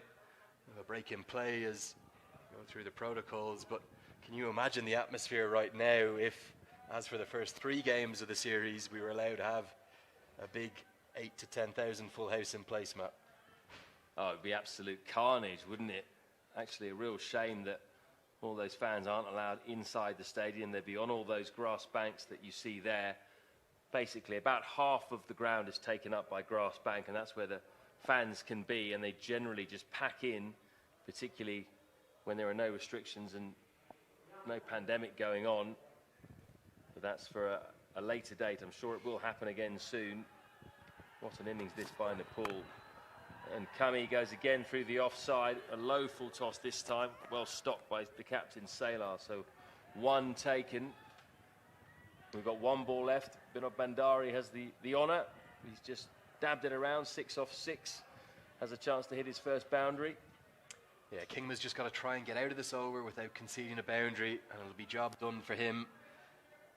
Certainly will be more than Ryan Campbell would have wanted. Stages this innings, it looked more like 160, 170, but the power hitting has continued for Nepal. This new young dynamic side. Final ball coming up as Kingma pulls out. We'll run through, we'll do it all over again. Atmosphere building up outside the ground now, Matt. It is, yeah. It's a few more people now, actually. Some in the trees, some just lined alongside the wall. And they've witnessed something special from Nepal today. The second time the side have got past 200 in a T20 international. But perhaps a special one, this one, being against the Netherlands, such a top-ranked side.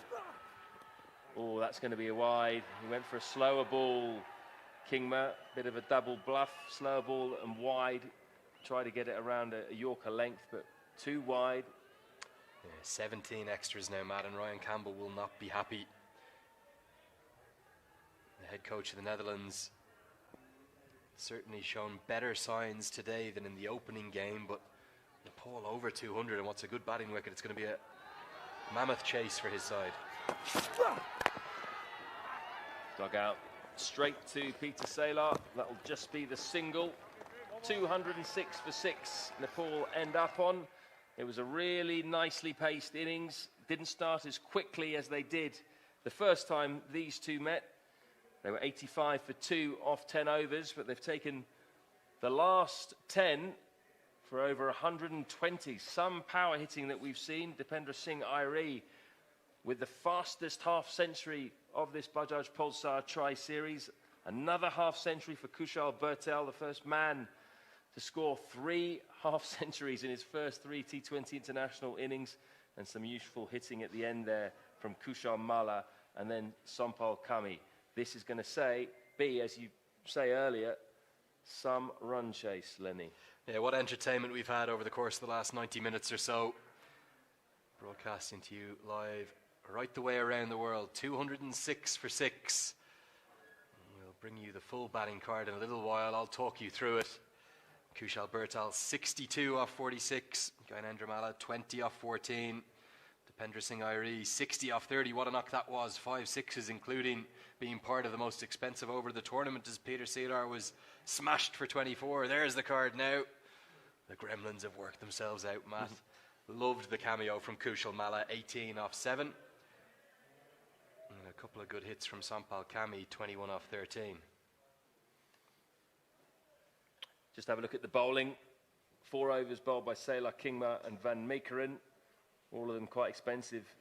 The experienced men. Salar was bowling very well until he was hit for 4 sixes in his final over. He and Kingma picked up 2 wickets each. 1 for Dutt and Deleda. None for De May or Van Meekeren. But all bowlers going in at least 8.5 runs per over.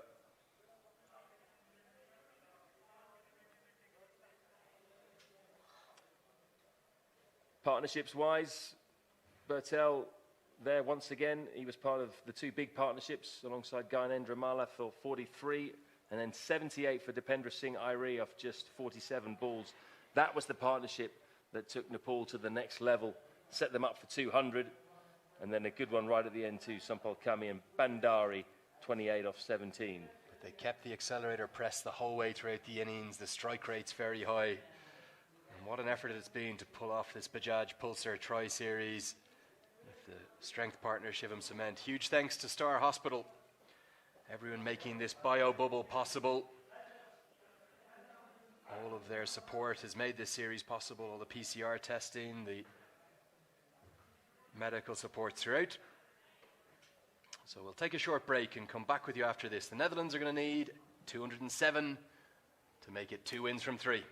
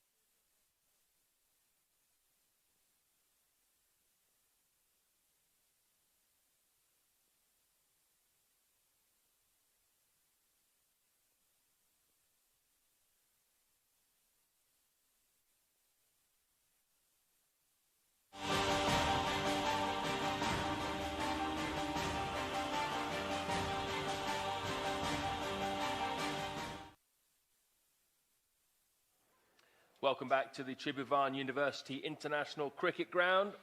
And we're just about ready for the run chase. Game 4, Netherlands taking on Nepal. And it's going to be some chase for the Dutch if they're going to win a second game in this Bajaj Pulsar Tri-Series with the strength partner Shivam Cement. Because Nepal have smashed 206 for 6 from their 20 overs, their second highest score ever in T20 internationals, and the highest score of this Tri-Series so far. Kushal Bertel making a half-century for the third time in a row, his first 3 innings in T20 internationals. The first male player to do that. He finished with 62 off 46 balls. Dipendra Singh Airi, the first proper look we've had at him in the series, and he smashed 60 off 30, the vice-captain. Some useful runs down the order from Kushal Malla, and Sompal Kami as well has got Nepal over 200. Nepal pretty much already in the final, but if they win today, they will confirm that position. The Netherlands, though, really could do with at least getting close to this score, because if they lose heavily, then it will be a straight fight between them and Malaysia. Winner takes all to play Nepal in the final. If we just look at the partnerships, Kushal Bertel again getting Nepal off to a flyer. Ian Gyanendra and then Dipendra really upped the ante and took Nepal to the next level. Kushal Malla continued the hitting, and there was very little respite for the Dutch. All the bowlers expensive, including Peter Saylor, the captain, who at one point had bowled 3 overs, 1 for 13. His final over went for 24. 4 sixes he was hit for. Took a wicket as well. A couple of wickets for Vivian Kingma, but he went at 11 runs and over as well. The most economical, Paul van Meekeren, who also went at 8.5 runs per over. So now, all eyes on that man in your screen there, Max O'Dowd, who single-handedly got the Netherlands up to 191 against Malaysia. He smashed 133 not out of just 73 balls. The first 100 for the Netherlands in T20 internationals, and the highest score ever by an associate player, the 5th highest in T20s too, in history. Strike rate 182, that was some knock. A lot could rest on his shoulders, Andrew Leonard. Yeah, absolutely, Matt. It was an outstanding innings. About 70% of the total he made. 5th highest of all time, like you said. We're now up to about 1,150 T20 internationals that have ever been played. But Sompal Kami has been the form bowler of the week. Look at his figures so far. The economy rate of 3.71. In modern T20 international cricket, particularly for a fast bowler, that is simply outstanding. So he's going to lead the attack for Nepal as they defend this big total. Bit of swing away. We've seen some swing from Kami in both the previous games. Actually trapped Ben Cooper, the most experienced and highest run-scoring Dutch player on this trip. Trapped him in front, LBW with a late swinging delivery. Tobias Vissay, the other opening batsman for the Dutch, came in for the Malaysia game, only scored 1. Will want to improve on that and make his mark today. Down the leg side. Andrew Leonard desperately keen to get a word in there. Just so excited, man. Kind of struggling to work out where I am right now. Come all the way over from Ireland. You've come across from London. We've gone through all the protocols, the procedures, through the bio bubble, the PCR tests. Starting to get used to the test up the nose. But yeah, it's so brilliant to see cricket back. A year and a half, 530 odd days for the Netherlands, over 400 days for Nepal. And a bit of extravagant movement after the ball had passed the batsman there from Kami.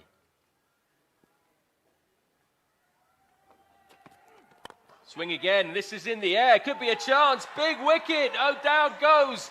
And Sompal Kami's down, giving it the press-ups. He loves the big celebration. Just missed it on camera there, but yesterday he took his shoe off, made a call. Today he did some push-ups. Yeah, Sompal Kami turning into the darling of the Nepali bowling attack and the darling of Nepali celebrations. We saw it yesterday. He dialed in the order back to the wife. Was saying how much he missed her and he loved her on the phone as he took the shoe off today. Just off screen, the press-ups come out. Just checking the no ball, and I tell you what, Matt, Max O'Dowd, don't go anywhere for just one moment, because that is very tight indeed. And the umpires are telling him to hold on. We're going to have to see that replayed again. Have we a massive moment in the match? I think we do. There is nothing behind the line there. The heel of Sampal Kami doesn't touch the ground, which is quite unusual actually for a fast bowler. But I'm pretty sure there was nothing behind the line. Ben Cooper's almost out to the middle. He's going to have to come back. There's nothing behind the line there. It's quite an obvious decision, really. Max O'Dowd hasn't crossed the boundary line. He's just waiting just in front of the Dutch dugout. It's going to be the second time this week we've seen this happen. No ball signalled by standing umpire Buddy Pradhan. What a change in the match that is. Max O'Dowd, 133, should have been gone for a duck. Just like Kushal Bertal should have been for Nepal as Vivian Kingma overstepped in game 1 of the series. And it's history repeating itself here. Kami can't quite believe it. He's checking it.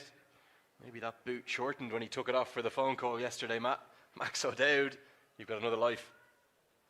What a feeling that must be for a batsman. He was almost completely over the boundary rope. Would have just accepted his fate, I'm sure. Wasn't a good shot, really. It was there to be hit, and he just mistimed the delivery straight to the man at mid-off. But now he's got to get his head back on. He's got another chance. And for Sampal Kami, he's got to do the same, because he thought he had perhaps the big wicket for his side. He's now got to go out and get it again. And it's a free hit, which is edged over the top of first slip for 4 by O'Dowd. More swing from Sampal Kami. So he's had a bit of luck on 2 fronts now.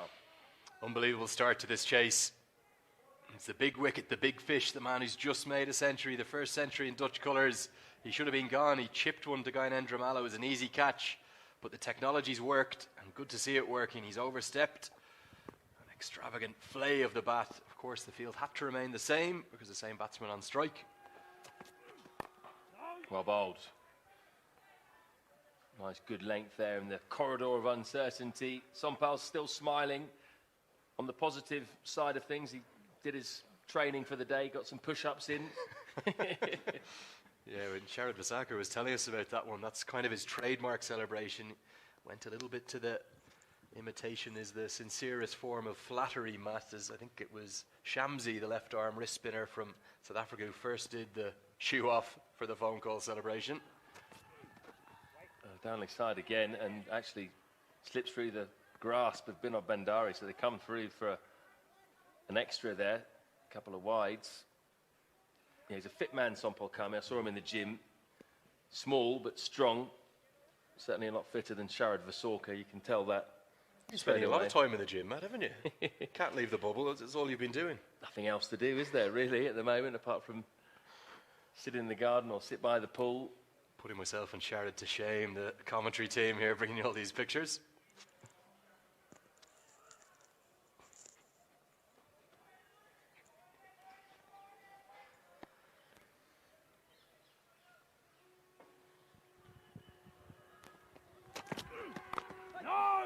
So his first delivery generally goes after the bowling Tobias Visay. We've not had the chance to see that just yet.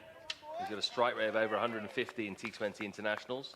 Yeah, and because we've been in the bio bubble, Matt, we've been spending a lot of time talking to the teams. And it's been really interesting hearing the background. And I think Tobias Visay, by his own admission, struggling for form. Sounds like a strange thing to say when you haven't played an international match for 18 months. But in the nets, just nothing quite going right for him. He's a dynamic 360-degree player. A lot of scoops, a lot of ramps. Just be looking to get into his innings here today. He's off the mark. Didn't time that at all, but he'll be relieved nonetheless. Likes to move around the crease a lot, doesn't he? Back away, make room for himself. Let's have a look at how things stand then in this Bajaj Pulsar Tri-Series with the strength partner Shivam Cement. Nepal, the only side that are unbeaten. And look at your right there. The key thing is the net run rate. It is massive, 3.225. The Netherlands, minus 0.88. They've won 1, lost 1.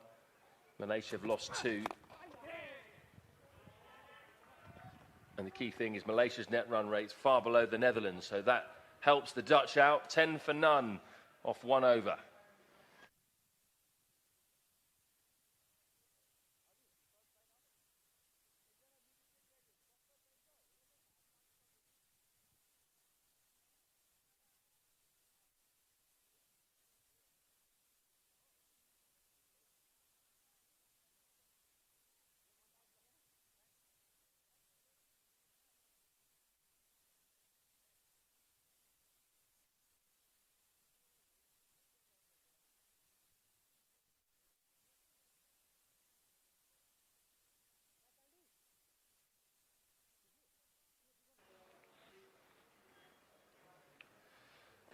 Malaysia's net run rate well below that of the Netherlands.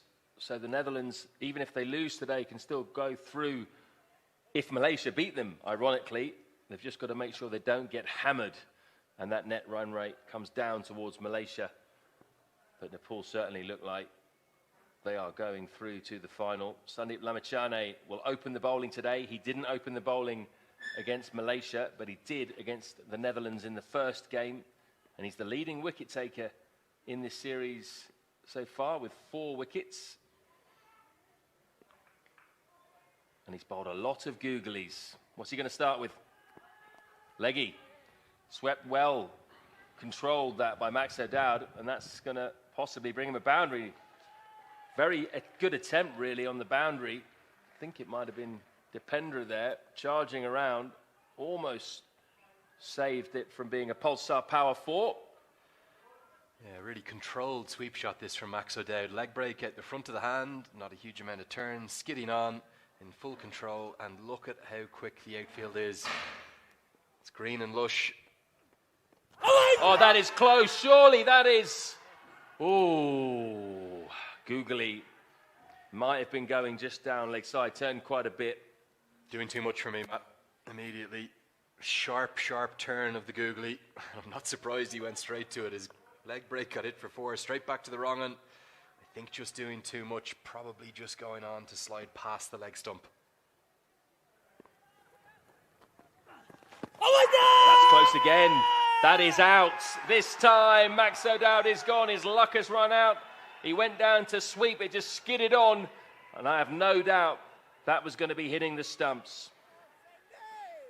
I think the home side have been on the side of a few favourable decisions, and I just wonder, Matt, again, perhaps Maxwell O'Dowd a little bit unlucky. Let's have a look at the replay. It was the googly, hits him in line, maybe in line with off stump. You could well be right, Matt. Umpire's finger goes up, that's all that matters. The man who made the century just 2 days ago is gone for 9 despite his life, and the Netherlands 14 for 1.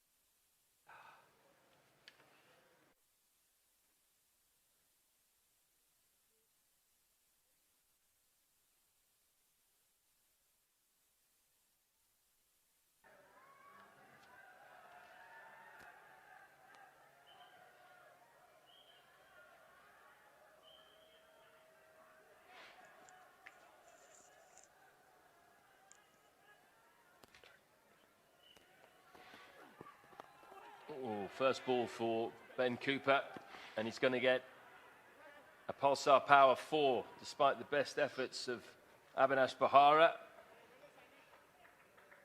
Yeah, yet another demonstration of the speed of the outfield. Lamachane starts with the wrong and immediately to the left-handed Ben Cooper in at number 3 for the Netherlands. Well watched, definitely picked out of the hand, and he's played for that. Opened the face late on it. Really good batting.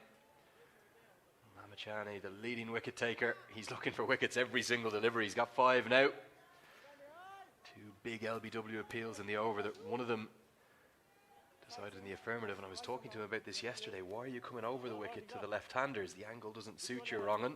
Come around the wicket. He's doing it here. Playing a miss. You should be his personal coach, Andrew Leonard. He's listening to you. Googly. Leg spin bowler myself. And again, Bobby Rao, the great Bobby Rao, played for India and Ireland, my first leg spin coach. Always said, come around the wicket to the left-handers, angle it in, turn it away. Oh, that one though, full enough to be swept, and swept really well by Ben Cooper. So he started well here with a couple of Pulsar Power 4s. Netherlands 22 for 1 off 2.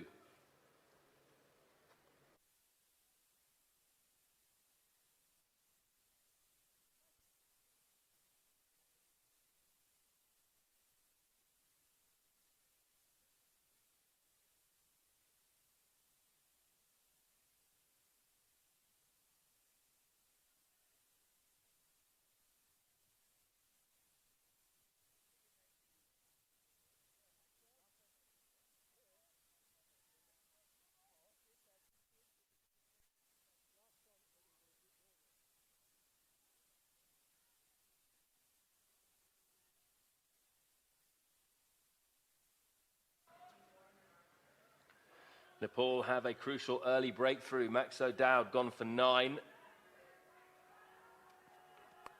More swing for Sompal Kami. And again, a lack of timing for Tobias Vissay. Not quite getting to grips with the pace of this pitch yet. Yeah, just not finding the middle of the bat in any way, shape or form so far. Tobias Vissay. Dutch fans will be looking for him to get things moving. But Ben Cooper's innings is going to be absolutely critical now with Max O'Dowd gone. The 2 senior batsmen for this Dutch side, the men in orange, 2 highest ranked Dutch batsmen in the ICC T20I player rankings. Just a cameo really the other day, 20 off 20. And Cooper also the leading run scorer for the Netherlands in T20 internationals. Been around a long time. Highest score of 93 not out. 7 50s, but he looked a little bit, I wouldn't say scratchy, but certainly not as fluent as Max O'Dowd during that partnership against Malaysia. They put on 125, of which Cooper only scored 20, but he did the right thing and got the in-form man on strike. And that's well guided. Second Pulsar Power 4 for Ben Cooper in that area, this time off the seamer Sompal Kami. Used the pace really well and well placed. The new ball just flying across the turf here at the TU International Cricket Ground. Perhaps a little bit off the outside edge, but Ben Cooper knew exactly where he wanted to put it, and it went wide. And Avanesh Bahar has been on the oars, diving everywhere, trying to prevent runs. Ball's following him, isn't it? Yeah, but the big thing for me about that Nepal first innings, Matt, every batsman who's come in this week hasn't found it easy from the start. But this new aggressive approach that the young Nepal side are taking, every single batsman was going from the off. Kushal Malla, that little cameo, 3 6s in his knock. So all the other batsmen have taken a little while to get going. Ben Cooper is going to be absolutely integral to this chase for the Netherlands.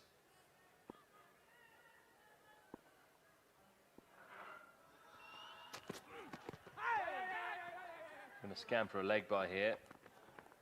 There was a slight change in the field before that delivery, just to try and cut off that area of Ben Cooper, guiding it around through gully.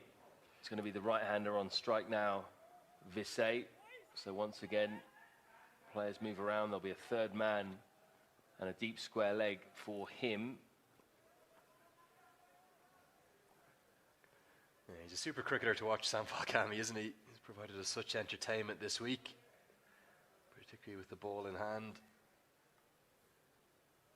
Super fielder as well, probably Nepal's best fielder. Some good striking with the bat late in the order as well today. Oh, that's edge. And wide of Binod Bandari. Streaky, but a Pulsar Power 4 nonetheless for Vissay.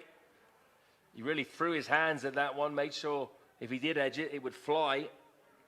First boundary of the week for Tobias Vissay, and I wonder, will that just get him going a little bit? Streaky, no doubt. If slip was in place, it might have been a catch right up above his head, but nothing Binod Bandari can do. Sometimes when you're out of form, you just need a few little strokes of luck. Good to see the Dutch going at this chase, though. They're trying to capitalise in the power play, even despite the early loss of Max O'Dowd. And that's a half volley, which Vissay has put away. He's found the gap there. So back-to-back Pulsar Power 4s for the opening batsman. It's been a really exciting first 3 overs. Netherlands 36 for 1.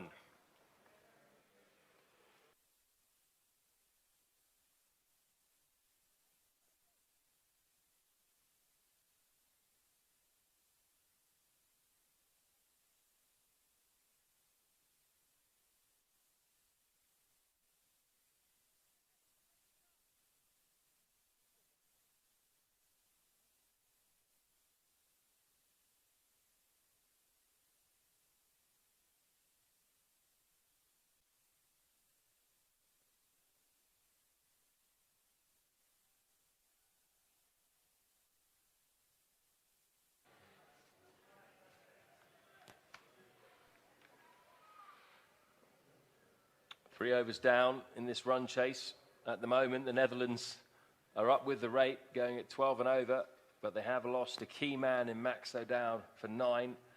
LBW to Sandeep Lamishane, who's off, actually.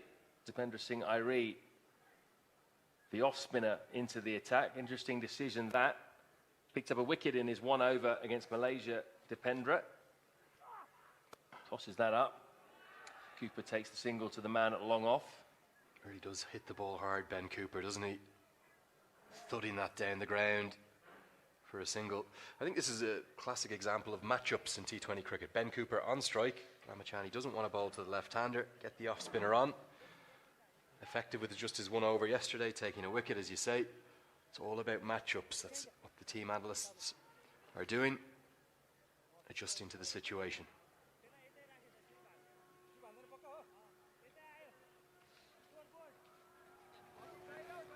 So he's going to stay round the wicket to ANTI-PIRACY. Man out, long on, man out on the deep square leg boundary.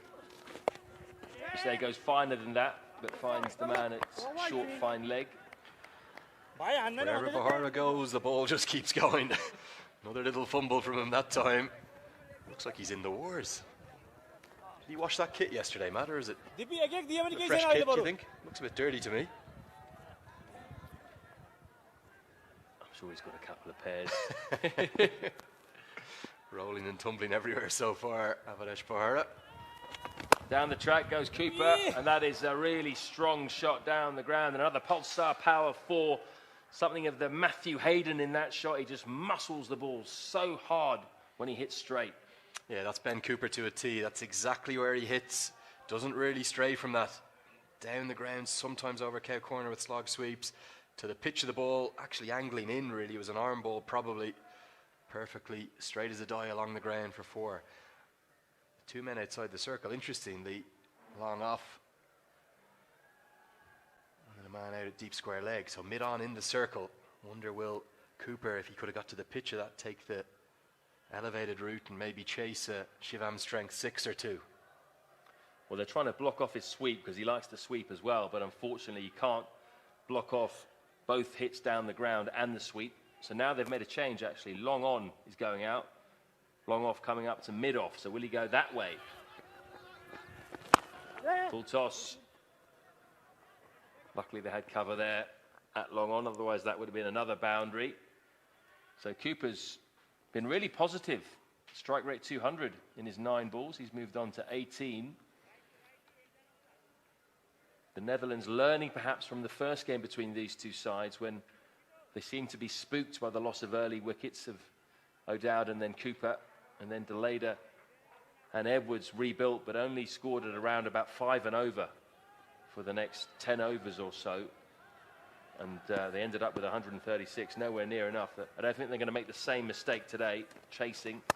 Visay moves around, but still picks out the man at cover. Yeah, that's Visay's trademark, really. Gets into strange positions, hits the ball into awkward areas. Probably trying to ramp it over his shoulder. Wasn't there for him, just pumped it into the offside. Quicker ball. I think they might have missed everything, unless Visay's got a fine edge. Yep, it's going to be buys. Bandari, not sure he was expecting Visay to miss that delivery. That is the over, 47 for 1.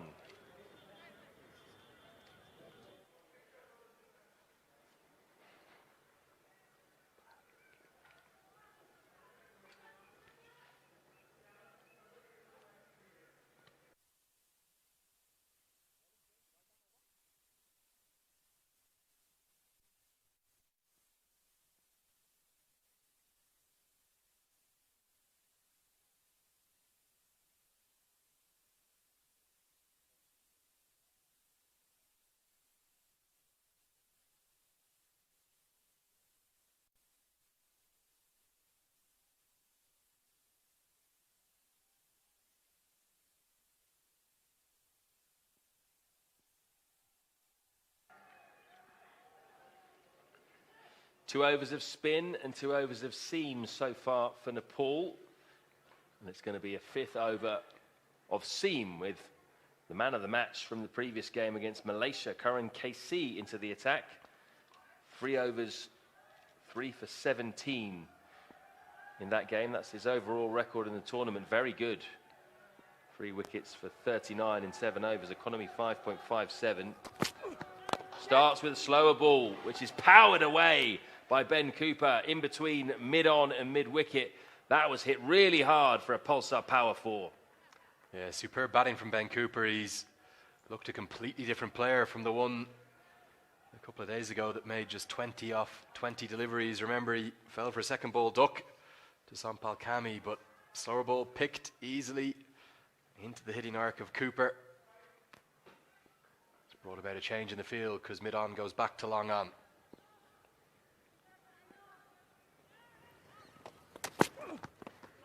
Goes full pace this time. Cramps up. Cooper hits him on the thigh. He's got a useful array of slower balls, Karan KC, including a knuckleball.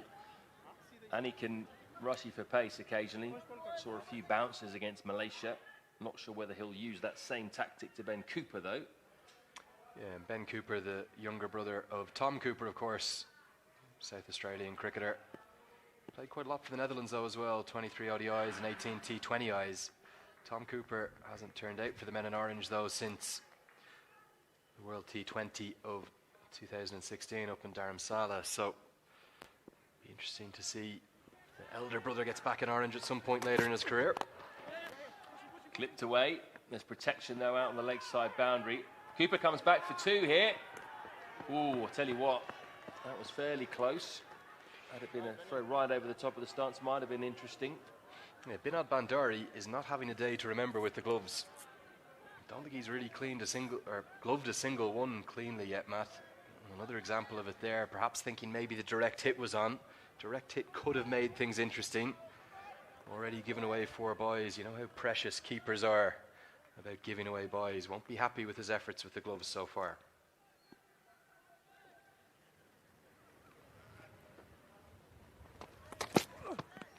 Short again. Not a bad way to go there. That sort of length to Cooper. He's looked a bit awkward if you just sort of aim for his right hip. Interesting fact for you, Lenny. The Coopers, Ben and Tom, qualify for the Netherlands because their mother was born in Netherlands, New Guinea, near Papua New Guinea. You knew where that was, Matt, didn't you? Somewhere near Australia, is it? Somewhere like that? I actually didn't know there was a Netherlands, New Guinea until I did that bit of research. Well, all this time in the bio bubble, plenty of time for us to be researching back there at the Crown Plaza Salty. Down the ground, in the air, but straight inside the mid-off. So Ben Cooper playing some Ben Cooper type shots. Another Pulsar Power 4, another one down the ground. Glorious batting this. He's going at a strike rate of 200 now. And if you think the crowd is being silenced, it has. Crowd not allowed inside the ground today. Directive from the Nepali government, the Ministry of the Interior last night. No mass gatherings of more than 25 people. But even if it was a full house, they'd be quiet right now. Netherlands getting into this. Back foot cut. It's going to be another Pulsar Power 4. So Ben Cooper is motoring now. And so are the Netherlands. 61 for 1 off 5 overs. They're going at over 12 runs and over.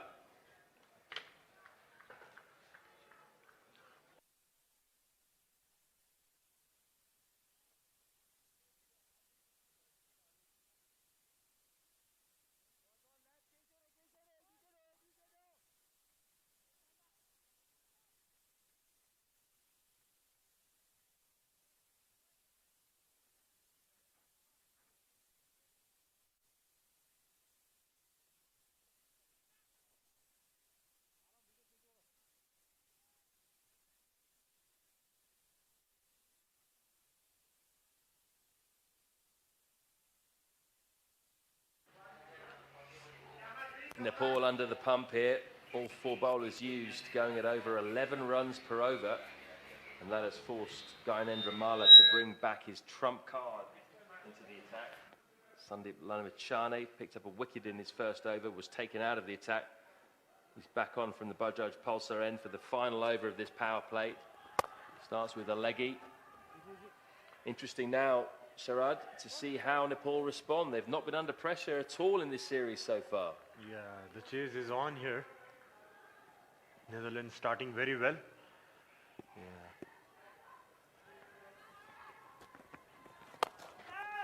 Googly picked by Visay.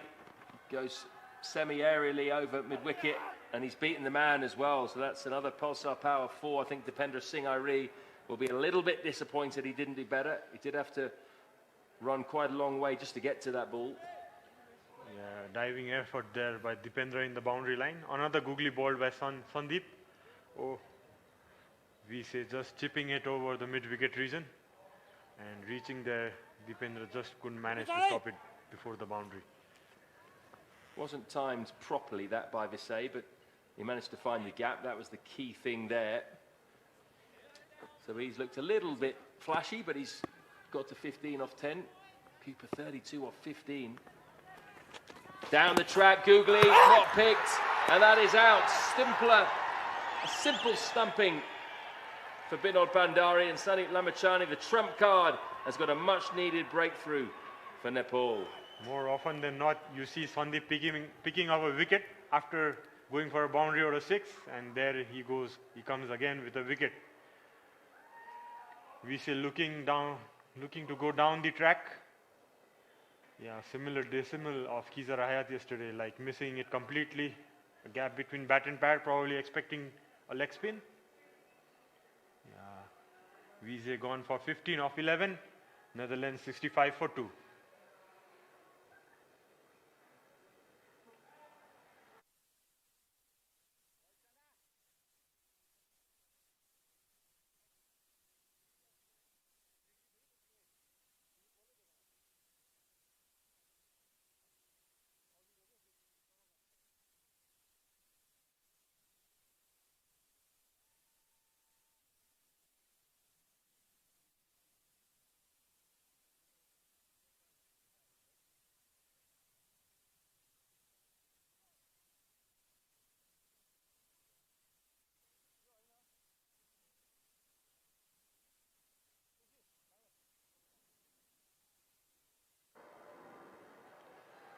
It's all been happening in the first 5.5 overs of this run chase.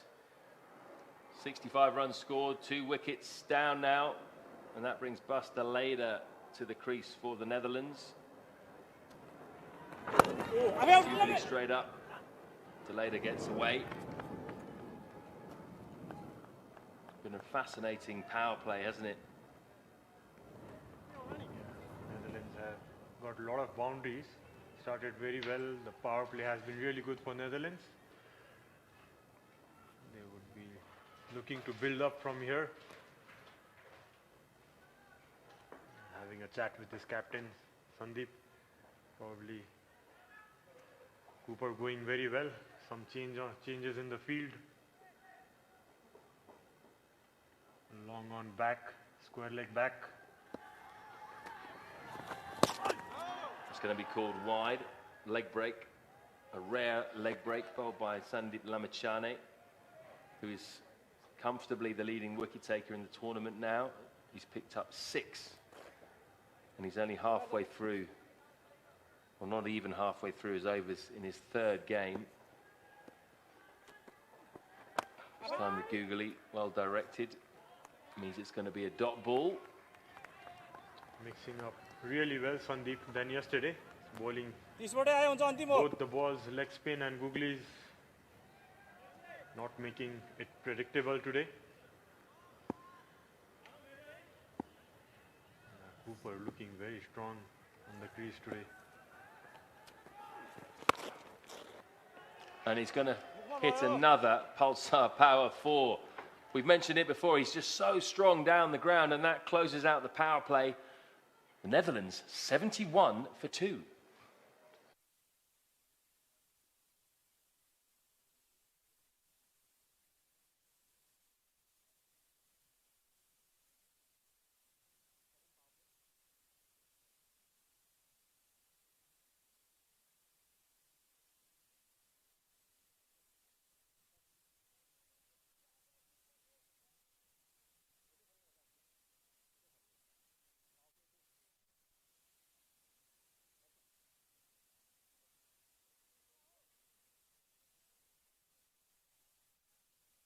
It's been all action at the TU International Cricket Ground.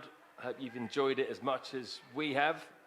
The Netherlands being ultra aggressive as they try to chase down 206. They're ahead of the rate, 71 off the power play, but crucially they've lost 2 early wickets, including Max O'Dowd, Centurion against Malaysia. Karan KC to resume. Short, lucky. O'Dowd, thick inside edge. He's going to get a single though.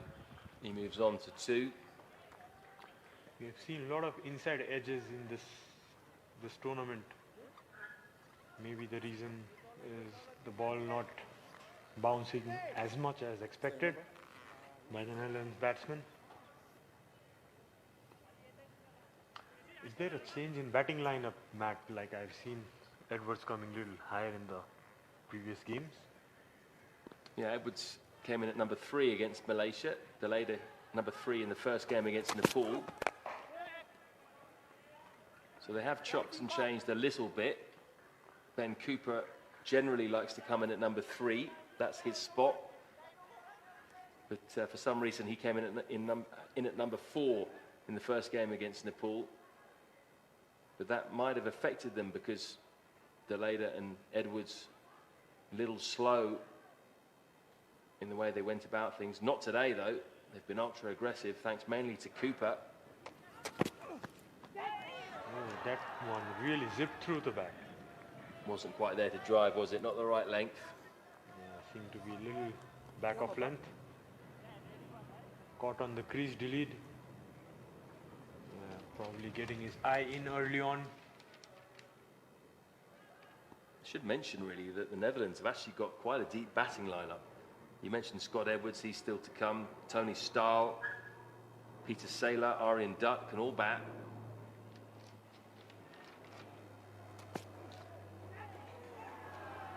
Moved across the Deleda, but that's still called a wide. Karan KC didn't agree. Yeah, seeing the batsman move, Karan bowling it outside the wide line, but still given as a wide. And the Netherlands batsmen have been trying to be proactive, doing something in the crease, moving around. Similar carbon copy really to the ball 2 deliveries ago. Not sure that's the right way to go for Deleda. Big question for you, Sharad. If you're Gyanendra, how would you use Sandeep Lamachane here? He's got 2 overs left. Yeah, probably he should be using those 2 overs with the main batsmen, the big hitters who are coming later on in the innings, maybe against Sealer and Stahl. So hold him back. Yeah, that's a good ploy, I guess. He should be holding him a little back now.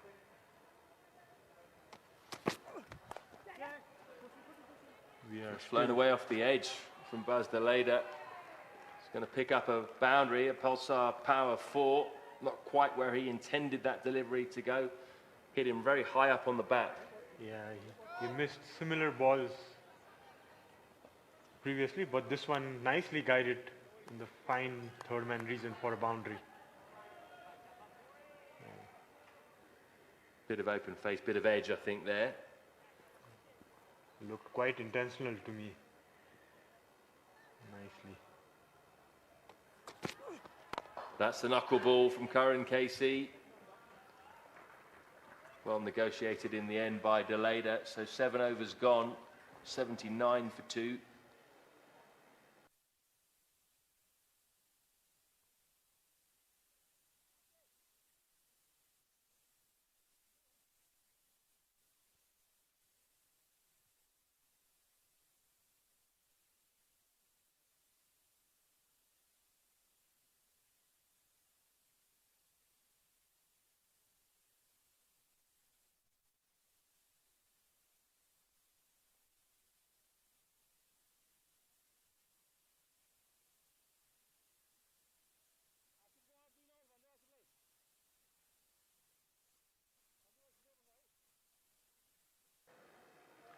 The Netherlands going it over 11 runs and over in this run chase.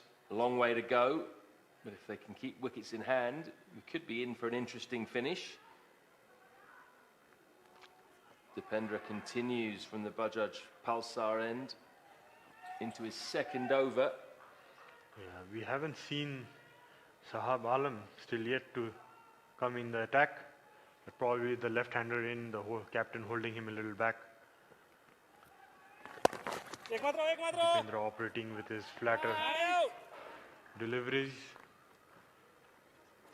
Well, he's trying to fiddle a couple of overs here, isn't he? So that in case one of his frontline bowlers gets hit, they won't have to bowl all four. He can possibly bowl them for one or two, depending on how many Dipendra ends up bowling. Yeah, probably Dipendra would be looking to get Ben Cooper's wicket.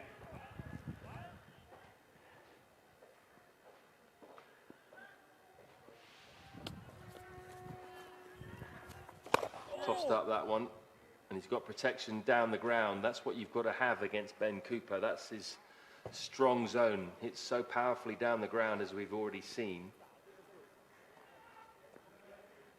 We had seen in the previous overs, he was just like punching down the ground and seemed to have raced. It's pulled in the air by Deleda, but I think he's just found the gap. Well fielded in the end by the man at deep long on. But he can't prevent them coming back for two. 2 runs saved, though, you would say. Yeah, Bhurtil doing a good job there in the boundary line.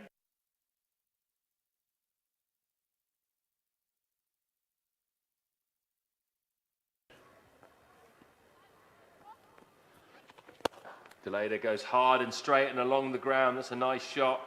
And a really nice bit of fielding as well. Out on the long off boundary. I think it was Sompal Kami out there. Yeah, very good effort there by Sompal. One of the quickest fielder in our team.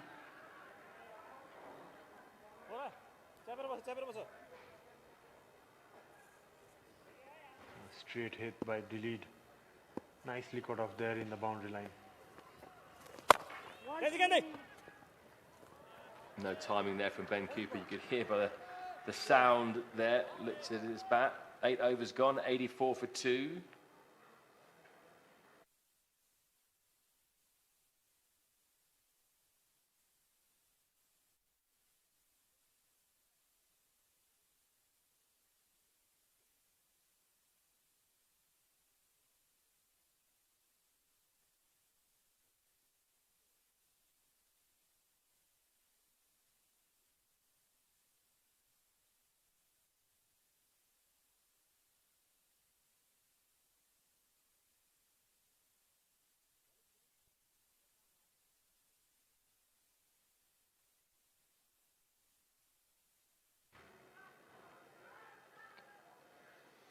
That's the situation here at the TU International Cricket Ground. The Netherlands 84 for 2 after 8 overs, attempting to chase down 206. Bowling change at the Shivam end. It's Shahab Alam, the left arm spinner. Immediately bowls it into the pitch and flat. He's been the most expensive bowler we've seen so far in this series for Nepal. Picked up a couple of wickets, but the batsmen have tried to get after him more than the rest of the attack. Deleda makes room, gets it through the man at cover, and through the man at long off. Now, what happened there? I think they managed to just prevent the boundary between the two of them. There was a man at deep cover coming round and a man from long off as well. And between the two of them, it looks like they may have prevented the boundary. We'll have a look at the replay. There we go. Couldn't quite see it live, could we? Because it was round the corner from where we're sitting. But charging round, oh, that was a great effort, wasn't it? Man at long off. Now, the key question was whether Asif Sheikh, when he came around and picked up the ball, whether he was touching the boundary. I think it was okay. Yeah, looks okay, but we might need another angle to have a good look at it. Yeah, it was Bertel who ran around from long off, his opening partner, the two openers combining there, who made the initial fantastic stop. That was okay. Very good, that. It's then when Asif goes to try and prevent the ball from rolling and hitting the rope, does he stop it before it hits the rope, and does he perhaps touch the ball with his right hand and his left hand touches the rope? Or the soft advertising that's on the rope. May have to check that one more time, unless the Wow Energy third umpire is happy with that. That's absolutely fine. Great bit of fielding. I have to say, he made a long run from the long off region to the deep cover area. Yeah, Asif trying to make a good recovery there. So watch here. Does he touch the ball with his right hand and then touch the rope with his left? No. So that's a tight one. It is. I suspect actually he might not be touching the ball with his right when his left is touching the rope. But it's hard to be definitive. What's the decision of the Wow Energy third umpire? He's happy. So happy with the good bit of fielding there. Could be crucial. You never know right at the end. Saved a run because they've come back for 3. Yeah, this is a very interesting interesting period of play. Shahab Alam going against the left-hander tall Ben Cooper. He stays around the wicket and hangs that one outside Cooper's off stump, so he can't hit him with the spin towards the leg side. Also balled it flatter wide outside. Not much bounce to get under the ball. So will the Netherlands target Shahab Alam like they did in the first game between these two? Will they see him as the weak link? Falaida down the track. Takes 1. Yeah, they have to be looking for some scoring options against some bowler. Probably Sahab being the newcomer, they would like to target him, but yeah, he is a smart customer. Not going to be easy, but though Ben Cooper going really well.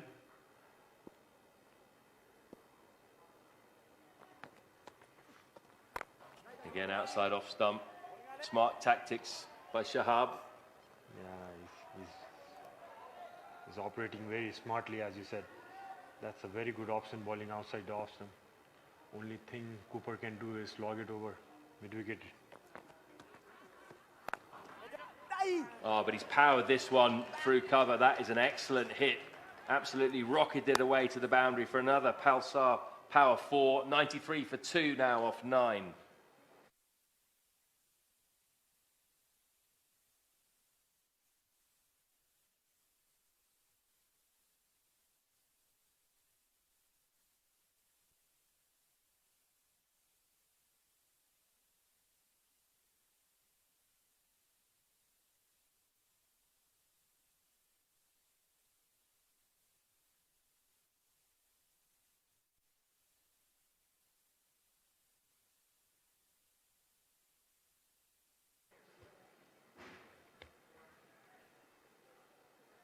Five bowlers used now by Gyanendra Mala. 4 have bowled 2 overs, just the 1 over for Shahab Alam. Dipendra Singh Irie, part-time off-spin, has done a good job actually, 2 overs for 16. And now we see the 6th bowler, Avinash Bahara, death specialist for Nepal. Bowls a little bit like Lasith Malinga, a little bit round arm. He's bowled pretty well so far. 5 overs in the 2 games, economy just 7.2. Not taken a wicket yet, but certainly Gyanendra would take that economy again in this game. Yeah, he would look to bowl as many dot balls as possible. Starts off by running his fingers around the ball. Bit of an off-cutter. Bowls good Yorkers. Good changes of pace, looks an awkward customer to face. Yes, well, he has done really well. Effective bowler for T20. As you said, that specialist for Nepal. His first series, he bagged the man of the series in the UAE International Tournament. The 3-match series, he did really well. He was his debut tournament. That's length for Cooper. Smashes it straight again. Excellent fielding from Kushal Bertel. Not only is he a very promising batsman, he's been electric in the field as well. Also, the run scoring confidence he's been doing, he's carrying it into the field as well. Diving stops all over the ground, running from long on to long on.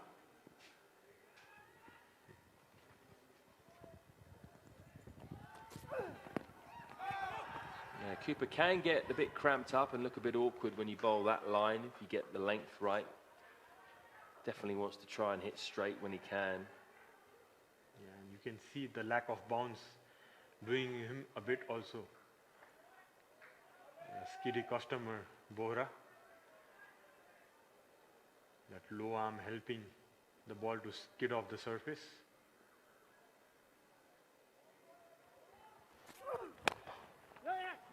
Low full toss. Cooper almost gets it past the man at mid-wicket. Had he done that, may well have got another Pulsar Power 4. So if these two can just keep going about their business and keep rotating the strike, make sure that the required rate doesn't get out of hand, keep wickets in hand, the Netherlands will have half a chance here. Surely. Ben Cooper should be looking to play as much as possible till the end. If he goes there till the end, like if he bats till the 17th or 18th over, the game is going to be very close, I presume. The leader goes across his stumps, tries to beat the man at short fine leg, can't quite do it. Yeah, almost showed all his stumps. Just couldn't beat that man in the fine leg region. Third man up, fine leg up. Two men out on the leg side. The leader goes across again. This time edges to the offside. Well stopped that. By Shahab Alam. And that's the end of the over. This game fascinatingly poised at the halfway point. The Netherlands 98 for 2.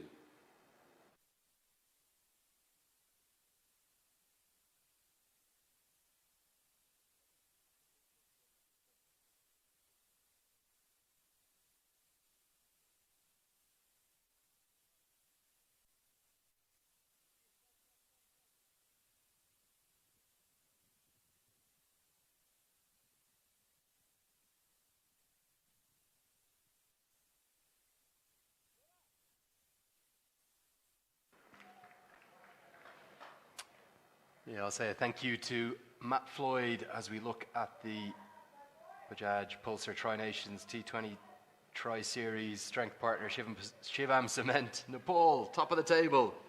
Sharad. Yeah, with a decent run rate there. At the halfway stage of this game 4, we've got a thriller on our hands.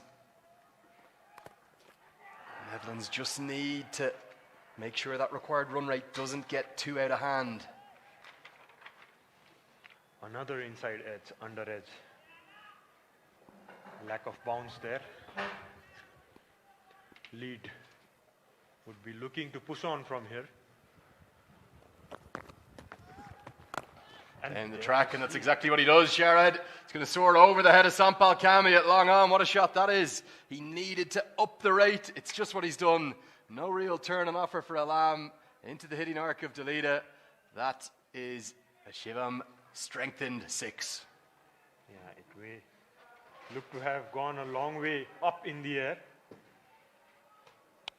Yeah, came down the track in the pitch of the ball, swung really hard and easily cleared it. Back live with you now. He looked for the reverse sweep that time later, but as you can see, just 23 off 19 deliveries in a normal ODI or maybe even some T20s, that's okay, but need nearly 2 runs every delivery at the moment, the Netherlands. Good batting, just worked into the leg side, just going to be a single. How impressed have you been with Ben Cooper so far, Sharad? Yeah, this was expected. I mean, being the senior player, he would have looked to go on from this match, not have got an opportunity to bat long in the previous 2 games. Yeah, it would be interesting if he bats till the end. This match is really, really on. Man, He's got to target the left arm spinner here. Pump him straight down towards our commentary position. No elevation to work with, no flight at all, so Cooper can only get it down the ground for a single. Yeah, Alan, he's bowling really well to the left-hander, not giving up to the bat, bowling a little bit outside the off stump, flatter trajectory, not easy to get under it.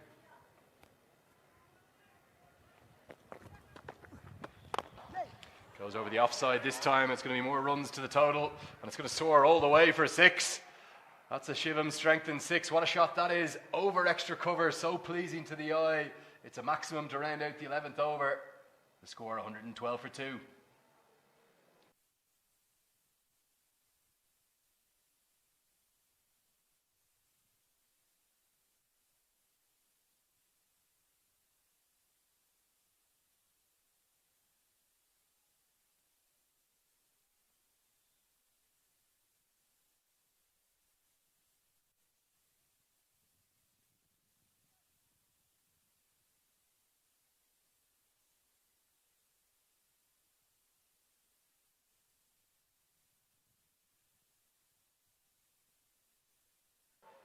That's going to be the action tomorrow. Remember, a slightly earlier start, 12:15 p.m. local time.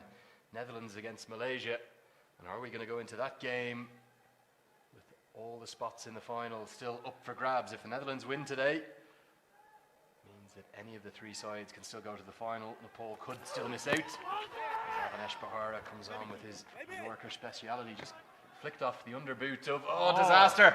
An absolute shocker for Sandeep Lamachani down on the boundary. We're going to end up with 4-leg buys. Yeah, the bowler not happy with that effort.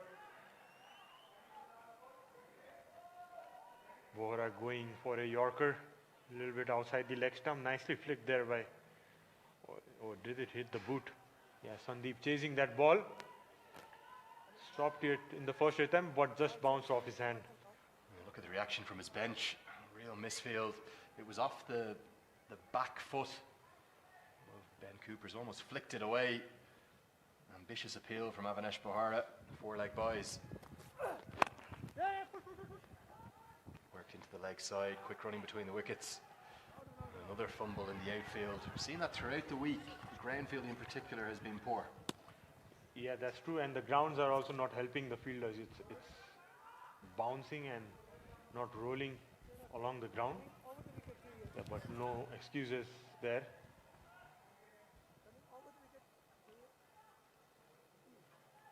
Yeah, Bohra starting off well, hasn't given a boundary away till now, or just a ball earlier, but yeah, he's looking good.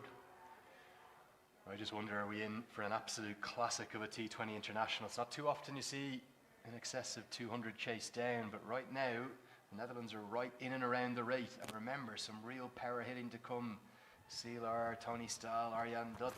Comes off the outside edge. Are we going to see one of those batsmen in? Not just yet, because it lands very favourably for the Dutchman. Karen KC tidies up, and Baz Delita just starting to get going a little bit. Yeah, he's just trying to scoop that over the mid-wicket fielder. Got a leading edge. Dropped at no man's land. 3 fielders converging just for 2 runs. No Kushal Malla used yet with his left arm spin. Surprised? Yeah, but probably. Oh, what a shot. I'm going to have to cut you off because that is glorious from Baz Delita. One of the shots of the day. A classic slog sweep off the fast bowler. Perhaps too predictable from Bohra. And that is a Shivam strengthened 6. What a shot that was, using the pace. It flew with the wind for a long way. Walked outside the off stump, using those wrists just to flick over the fine leg region. And I just wonder, did Baz Delita probably played a little bit of hockey growing up? You can see it in his wrists. Hockey, a very popular sport in the Netherlands. I know the son of the legendary Tim Delita, so cricket will always have been number 1, but in quite a few of the shots today, you just wonder, has he got a little bit of hockey in him? A few of those flicks down the ground. Brilliant wrists from Delita, and he was struggling, but he's starting to get going. Always helps, doesn't it? Playing other sports. I wonder, are Netherlands in the ascendancy now? The required run rate under 10 for the first time. Brilliant Yorker, nails that, but good batting as well. Just jams the Grey Nichols bat down on top of it. Keeps it out. Another run to the total. One of those balls Bora likes bowling a lot. Perfectly executed right on the toes of the batsman. Yeah, couldn't do much there, Dilid. Still a single taken. Yeah, Dilid playing on 39 runs of 24 balls, going well now. Both these batsmen looking very, very good. It's a lovely shot, but straight to the man and wide mid-wicket. Run quicker, there might have been time for two, but just a single to end the 12th over. Netherlands now 127 for two.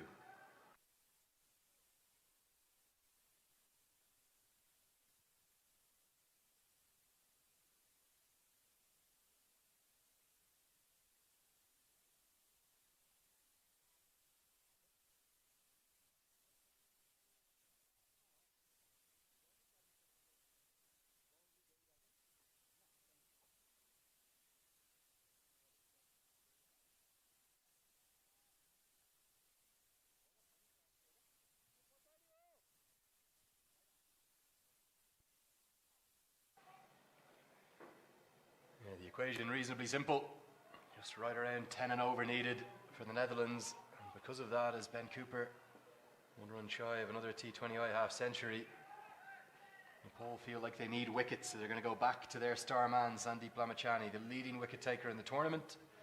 It's proved a little expensive at points though as well. 2 for 22 he has from his 2 overs so far. A change in ends for him. He's coming in from the Shivam end now. Interesting game on our hands. A very good change though. Captain bringing his trump card on. Starts with a leg break to Cooper. He can only pick out the fielder, so he's going to have to wait for that 50. Deciding to come over the wicket. Doesn't want to angle it in and allow Cooper to access the leg side more easily. We'll probably see a googly this delivery. There's a googly at the back of the hand, you can see it immediately, and that's going to be 50. Well batted Ben Cooper, and fit enough and strong enough to get back for 2 as well as Dalila clatters into Lamachane. But what a knock from Ben Cooper. 51 now from 32 deliveries, no maximums, but real power down the ground, and a superb knock, the 8th T20I 50 of his career. How well has he played? Really, really impressed by his punches down the ground, looks effortless. Simple pushes are gone for 4. He again skews off the outside edge, but there's no one out towards that area of the field. It's going to be 4 more. Sandeep Lamachani cannot believe it. He's beaten Ben Cooper in the flight, beautifully bowled. The googly dipped late on him, skewed really off no more than an outside edge from Cooper, and it ran away quickly off the outfield for a Pulsar power 4. Yeah. Cooper now getting a move on here. Yeah, a googly again, and you can see sliced off the outside edge. The cover fielder running back, 3 fielders converging, but the ball getting the gap for 4 runs. Change in action now. He's going to come round the wicket again. Will it be the leg break or the googly? It's the leg break back in. Powered. Such power, Ben Cooper. Even the balls that he's hitting for 1 or 2 are cannoning into the fielders. Exactly, a big man, Ben Cooper. Even his punches are going rapidly to the fence. Yeah, what a knock he's playing. Him and Maxwell O'Dowd being the stars of the bat so far this week for the Netherlands, really. Googly picked up. Could it be a chance? It's the wicket. It's the 3rd wicket for Lamachani. He's done it yet again. The angle around the wicket with the wrong and works. Ben Cooper can't believe it. A really good catch from Dipender Singh Airi. That could be the turning point in this match. Big wicket there by Sandeep. Cooper trying to sweep that ball, not happy with himself, looking at the sky. Yeah, a big breakthrough for Nepal team. A wrong one balled by Sandeep there. You can see wide of the crease. Was a good hit with the angle, but yeah, just caught inches off the fielder, and a very good catch there by Dipendra Airi. Cooper gone for 55 off 35 balls. Netherlands 133 for 3.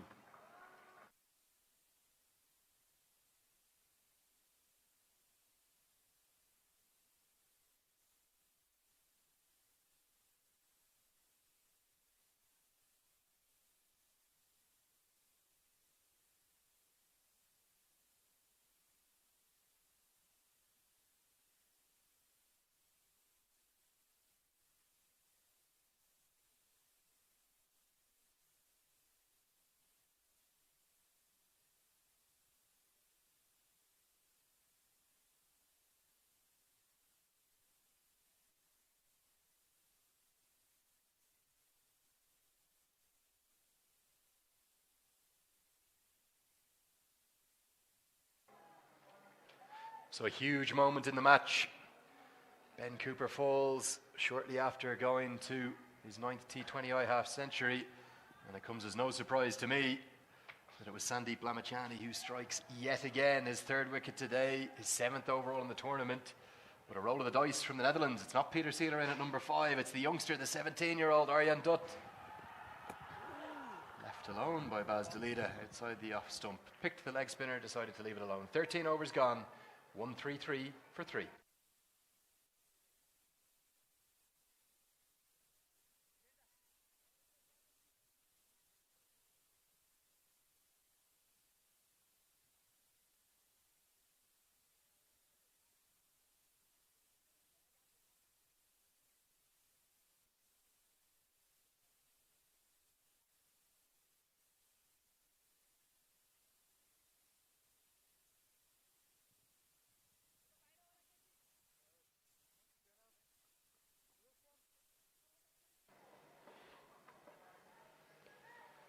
What a game of cricket we have in our hands here. Looks like we're set for the thriller of the series so far in match 4, as we see a change of bowling for the home side as Kushal Malla will come into the attack with his left arm spin. Just the 2 overs so far in the tournament. Andrew Leonard here bringing these pictures right the way across the world. Himalaya TV here in Nepal. Got Sharad Vasakar to my right. Sharad, I'm going to have to put you on the spot. Who's winning this match? It's very tough to say right now, but I'll definitely go for Nepal. Sharad is winning his own side, and surprised to that really, of course, still involved with the national setup. See him probably more with the ODI format these days. These young power hitters they're using a little bit in the T20 at the moment. And we've had his thoughts in the commentary box for the week. So you're backing Nepal, and really good decision here to bring Kushal Malla on. Arjan Dutt on debut this week. Yeah, I've heard about him. He's a big power hitter too. Arjan Dutt. And there you go. That's the power hitting, but has he done enough? He hasn't. He's going to fall for a 3rd ball duck. What a catch from Dipender Singh Airi. He's got the airplane out. He can't stop him. He's running, he's jumping, the high fives are flying. That's a superb catch. If he couldn't have got there, it might have gone all the way for 6. Kushal Malla strikes. All of a sudden, it's advantage Nepal. Yeah, what a good catch there by Dipender Airi in the boundary line. Running full sprint. Yeah, nicely struck ball there, but couldn't. Nicely taken, and look at that run. Brilliant celebrations. Just such a shame it's not a full house and the bank's behind him to join him for it. Arjan Dutt has gone for a 3rd ball duck, and the Netherlands slide further now, 133 for 4.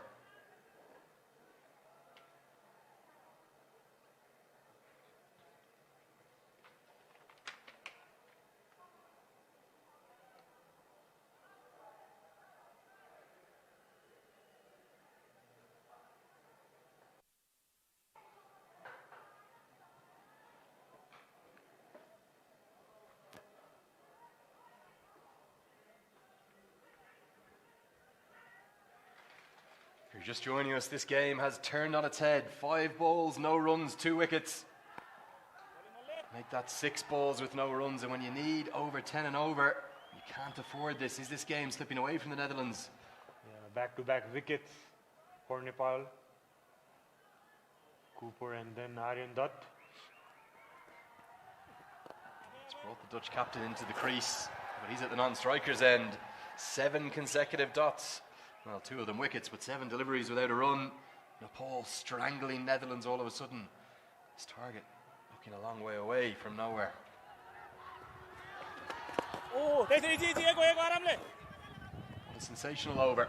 1 run and 1 wicket coming from it. Kushal Malla, the 17-year-old, he's a star. 14 overs gone, 1-3-4 for 4.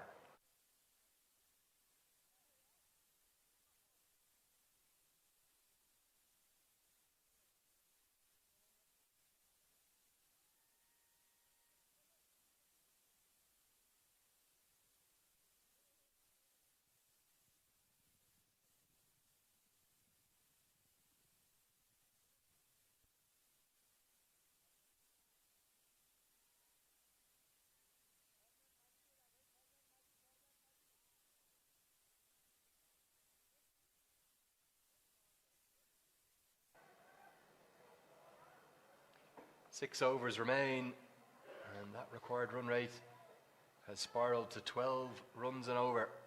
The equation is simple. 72 to win off 6. I need 2 runs every delivery. It's going to be Karen KC, the man of the match yesterday, back into the attack from this, the Shivam end. Critical couple of overs, you'd have to think. Karen KC's final 2, Sharad. Yeah, coming on for his 3rd over. He'll be looking probably for some change of pace. Not. Yeah, you called it immediately out of the back of the hand. Just pumped down the ground for a single. Peter Seeler, his batting has evolved hugely. He can clear the ropes these days. Again, he's quite like Ben Cooper, really favours straight down the ground. Won't be too much across the line from him. It's a tall task to go with 2 runs of delivery right from the off.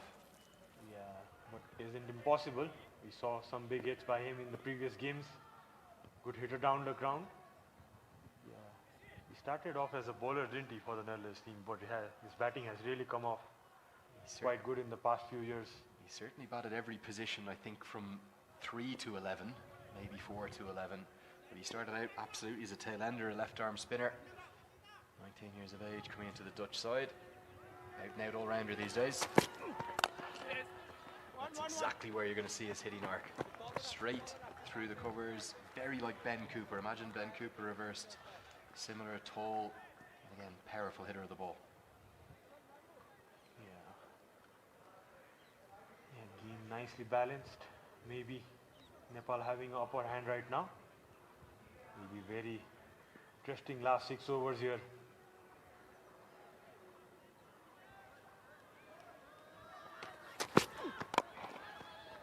Timing from Deleda, hit into the leg side. Time for a single there. Can only imagine the atmosphere we would have, Sharad, if we were allowed to have the big crowd that we were expecting today. It was a late decision last night.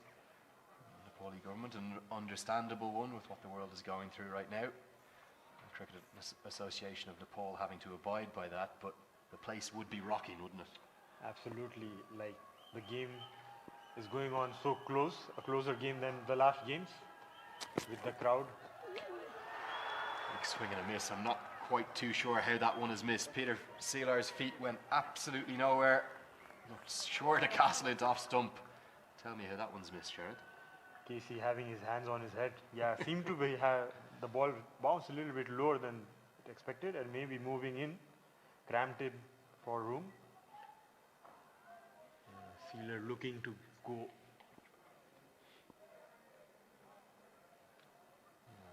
Casey bowling well here. Just going to be a single as Off is outside the circle. That's Sampal Kami, and singles aren't going to cut it for the Dutch at the moment. They had such momentum with Cooper and Deleda really starting to get going.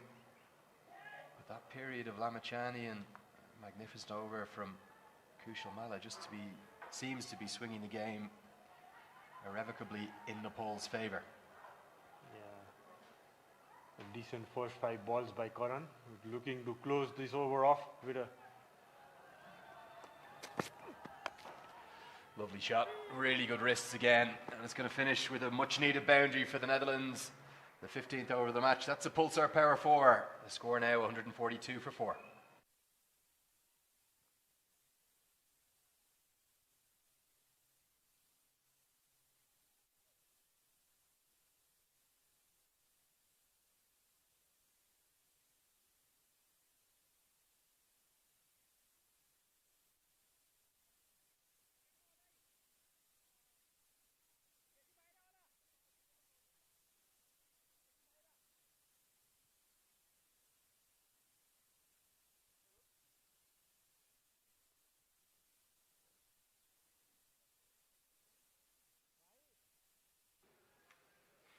That's the state of play at the halfway point of this Bajaj Tri-Nation T20 series. Strength partner Shivam Cement. Nepal top of the table. If they can close out a win here, they will advance to Saturday's grand final. Seelar hits elegantly through the offside for what's going to be a boundary. Shahab Alam can't cut that off. But a change in the commentary box. Bit of fond farewell to Shard Vasaker. And Matt Floyd, are we in for our first nail biter of the week? Well be, couldn't we? Because Sailor can certainly bat. Coming in at number 7.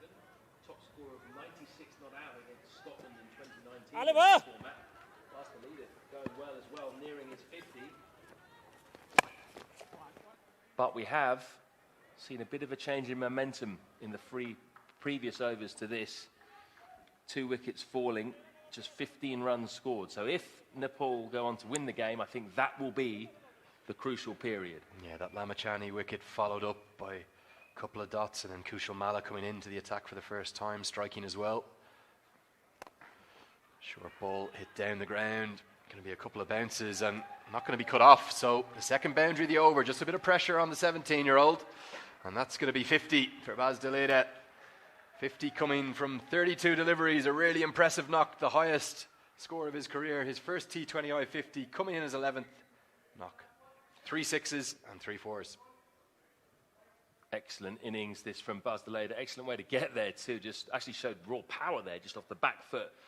Powered it over the bowler's head, and he's learned from his first innings where he was a little bit slow in the first game. Good to see that from a young man. Realised that he can score quicker, just needs to show a bit more intent. A bit of a break here. I think the ball is damaged, Matt. I think that's why it thudded into the black side screen, and whether it's either darkened because perhaps the black paint off the side screen.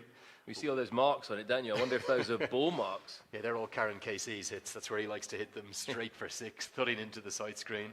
Practicing his range hitting here at the TU International Cricket Ground. So we'll just have a break in play as the 4th umpire, Sanjay Garung, comes out with the box of balls. Buddy Pradhan and Vinay Jai decide they're happy with that one. But we deserve a thriller this week. I think everything has gone right from the Cricket Association of Nepal, the way they've put on this series under the most extreme of circumstances, huge challenges to get through, to bring the Netherlands all the way over from Europe, to bring Malaysia up from Kuala Lumpur. First cricket in over 500 days for the Dutchman, over 400 for Nepal. So huge efforts have been gone to put on this series in the bio bubble, and all those fans today, they're locked out, but they're up on the rooftops of the TU International Cricket Ground. During my commentary break, I saw them up in the trees. You can see a few of them there. Not too much health and safety going on, Matt, to be honest. Down the track to lead us, skews off the outside edge. Just going to be a single. So the Netherlands just about hanging in there at the moment. They can't afford one poor over, I don't think, from here on. But still only 4 wickets down. They've got people left. Pumped through the offside, and there's a deep extra cover in place for Sailor because he loves hitting through that arc. Yeah, the only slight surprise for me, the gamble of throwing Aryan Dutt in at number 5 rather than perhaps Tony Stahl, who hit it so effectively from ball 1 against Nepal in game 1 of the series. It was interesting. I wasn't quite expecting it. He's a real talent, Aryan Dutt, but that was his first innings in T20 internationals. Coming in, has to score at 10 and over to win a game. It's an absolute beauty. Probably turned too sharply, so going to miss off stump. They'll get through for a leg by, which the umpire correctly signals to close out the 16th over. Netherlands 154 for 4.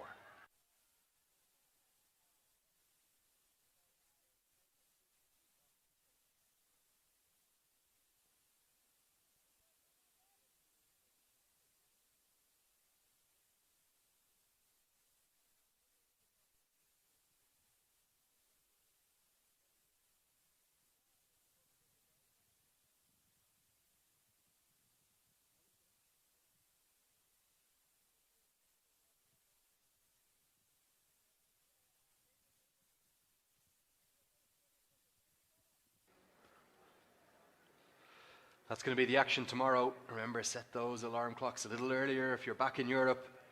In the Netherlands, an hour earlier, just for that game tomorrow. Match 5 of the Bajaj Pulsar Tri-Nations T20 Series. Strength partner Shivam Cement. And it could be a must-win game for Malaysia. Probably will be either way. But if Netherlands can get over the line, all results possible for the final. Avinash Bahara back. And he hits the block hole immediately, Matt.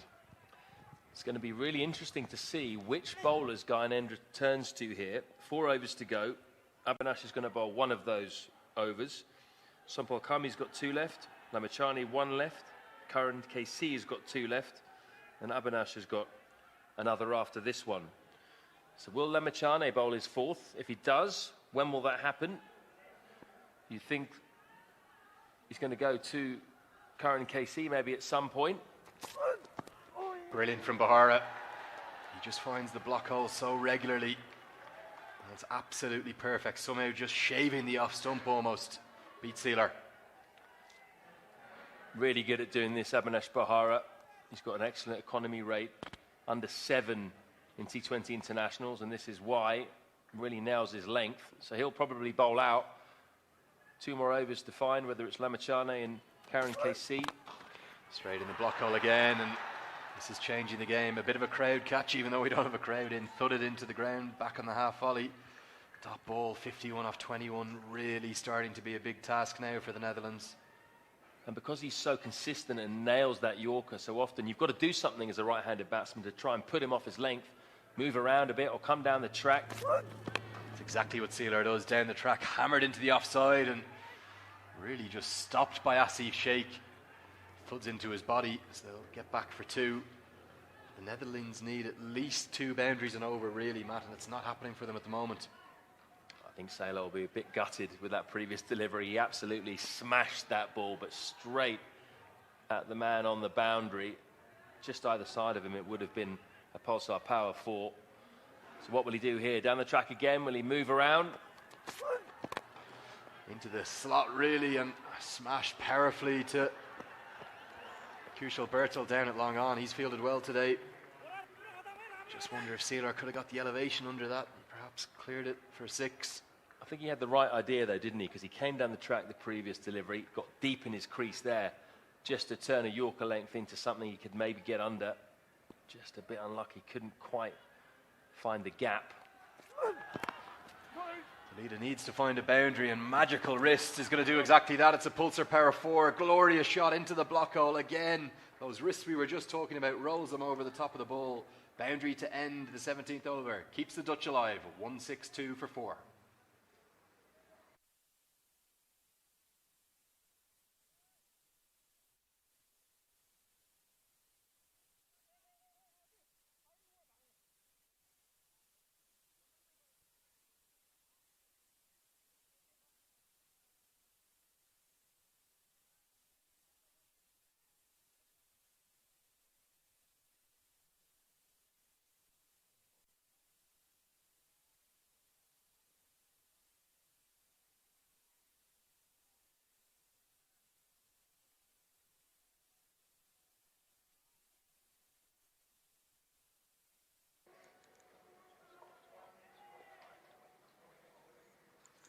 The state of play in this second innings is Baz de Leede probably going to have to do a lot of the work here to get the Netherlands over the course, over the line over the course of these last 3 overs. 18 deliveries remain, 45 more runs to win. Sandeep Lamachani back into the attack. Smashed down the ground. Is it going to clear the man at long off? It certainly is. That's a Shivam 6. Lamachani's been taking wickets, but he's been expensive as well. The Dutch back in it with that maximum. We wondered when Lamachane would come back into the attack, and he's been greeted unceremoniously by Peter Saylor. Just swung through the line, cleared the fence comfortably as well. That was a googly, I think. Came straight onto the middle of the bat of Peter Saylor. That's exactly what the Dutch needed. It was just starting to get away from them, this chase. They need a big over. Could this be it against the star man of Nepal? I wonder, has Binod Bandari saying, stop bowling so many googlies? Because particularly with the line where that ball is coming in, it's probably a little bit too predictable. I have to have the ball sanitized yet again. But Sealer picked that up so well. Just like Ben Cooper, the only place really you're likely to see 6s from Sealer straight down the ground. That gets the Dutch back into it. 39 off 17. Short ball this time, hammered. And that one's going to soar into the stands as well. All of a sudden, Peter Saylor is making this chase look possible. Back-to-back Shivam 6s. That was hammered flat and hard by the Dutch captain. Really hits the ball hard, doesn't he, when he gets hold of it. Look at this.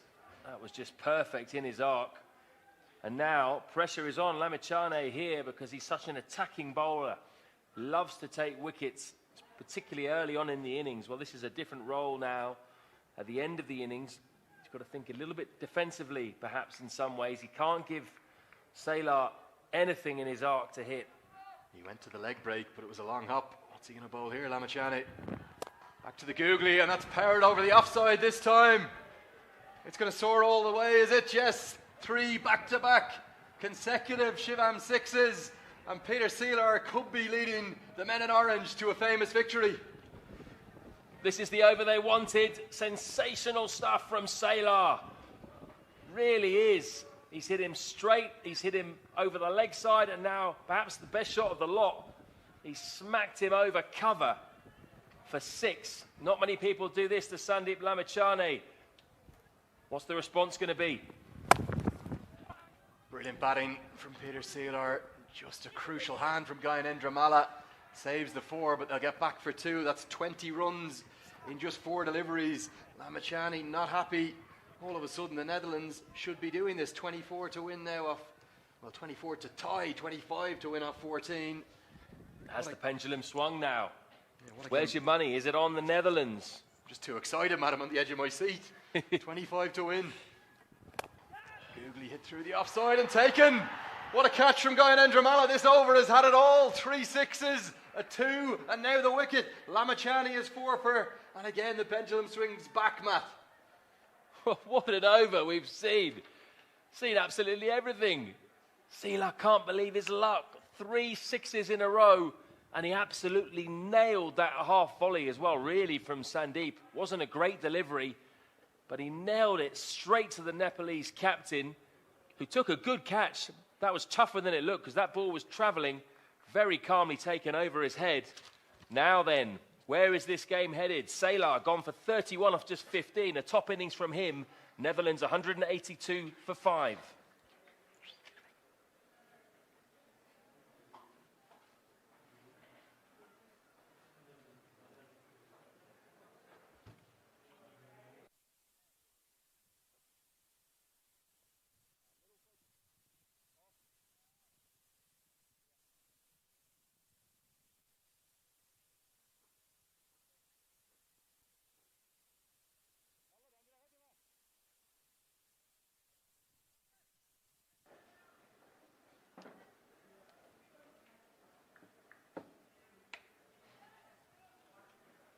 Final ball of Sandeep Lamachani's spell to the new man, Scott Edwards. Oh my God! For the sweep was a leg break. Never going on to hit anywhere near the stumps. Lamachani wanted his 5-er. He's going to finish with 4 for 48. 2 overs remain. The score 182 for 5.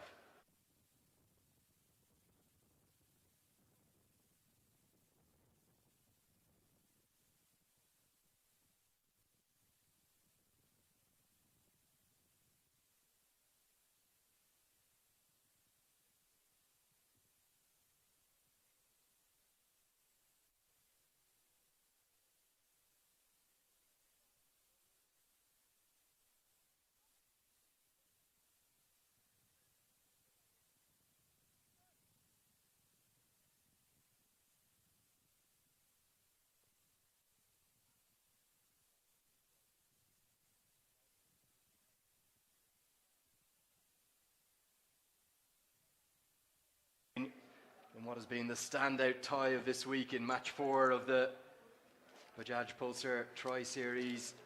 Strength partner Shivam Cement, and perhaps a big surprise, Scott Edwards in at number 7 instead of Tony Stahl. Yeah, Edwards a bit known more for his nudging and nurdling and sweeping. Tony Stahl's got the power, so interesting decision for sure.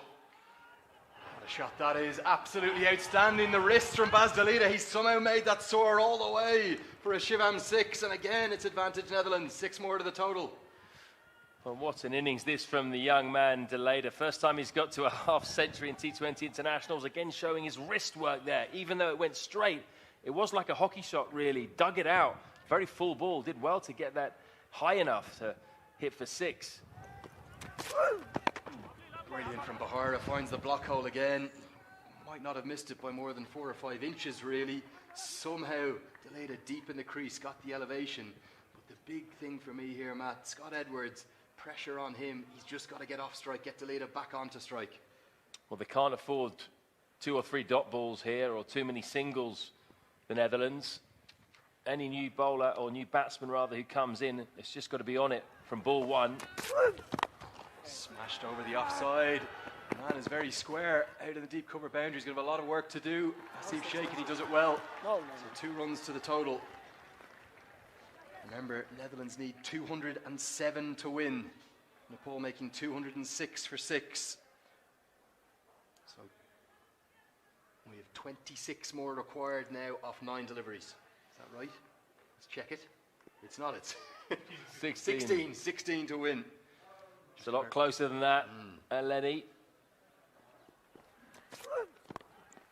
Comes off the top edge, he's going to go into the sky, should be a chance. Will it be taken? It will. It's Lamachani that clings on, he doesn't look too happy about it, no celebrations from him. But this game has given us absolutely everything. The 6th wicket to fall, we are going to see Tony Stiles surely now into the crease. The plan with Edwards at 7 hasn't worked. And Nepal get another life. Edwards trying to scoop the delivery into the leg side. It went up a long way, slightly misjudged by Sandeep, but he kept his eyes on the ball. That's a really good catch.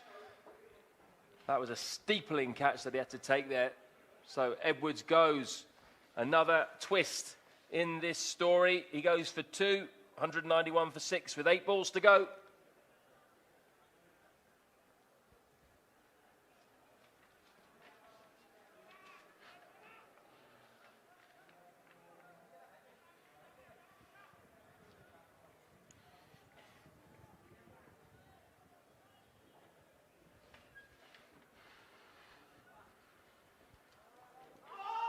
Eight deliveries remain. Tony Stiles, the new man at the crease at the non-striker's end.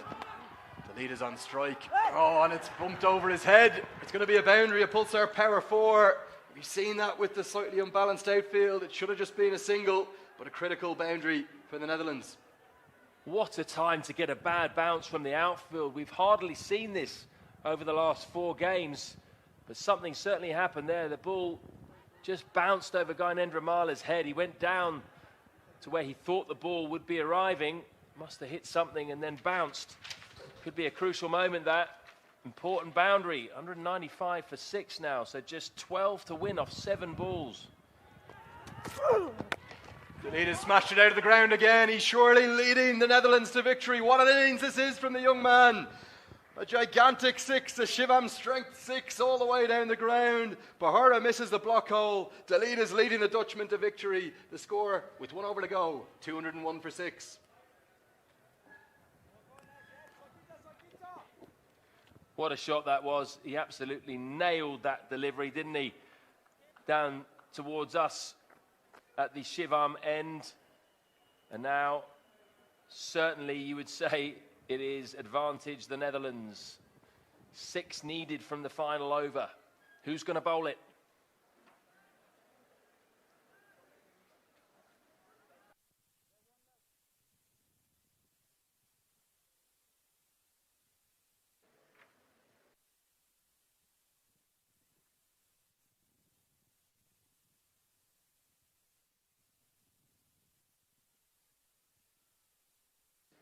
And he's going to have to be.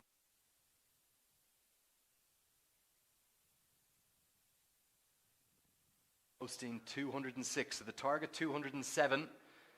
Netherlands' highest score in their T20I history, 206 for 3, batting first against Bermuda. If they can pull this chase off, it's going to be another record. Records breaking all week here in Kathmandu. But Karen KC doesn't have much to work with. Tony Stiles can get even one of these deliveries away to the boundary. And again, just going to correct those graphics at the bottom of the screen because it was Dalida that went 4 and 6 and not Tony Stiles. Tony Stiles yet to face a delivery. 3 men out on the boundary on the leg side. Tony Stiles hit it straight up in the air. Could be a chance for Bashundhara. He runs backwards. He's taking 1 glove off. He takes the catch. A brilliant catch. Nepal still in this. 6 to win. Tony Stiles falls first ball for a duck. Don't mind what it says on the screen. He's gone without scoring. Baz Dalida, though, crucially, will be on strike. The batsman have crossed, Matt. He will, which is very important, but that was a second successive quality catch under pressure by Nepal. That one even harder than the one we just saw Sandeep Lamichhane take. Really tough catch that for a wicketkeeper. Going back over his head. Very hard to get your bearings. And he had a glove off, kept his eyes on the ball. That is a really, really good catch. Well done, Binod Bandari. Tony Stahl is out. And we've got 5 balls left, 6 to win.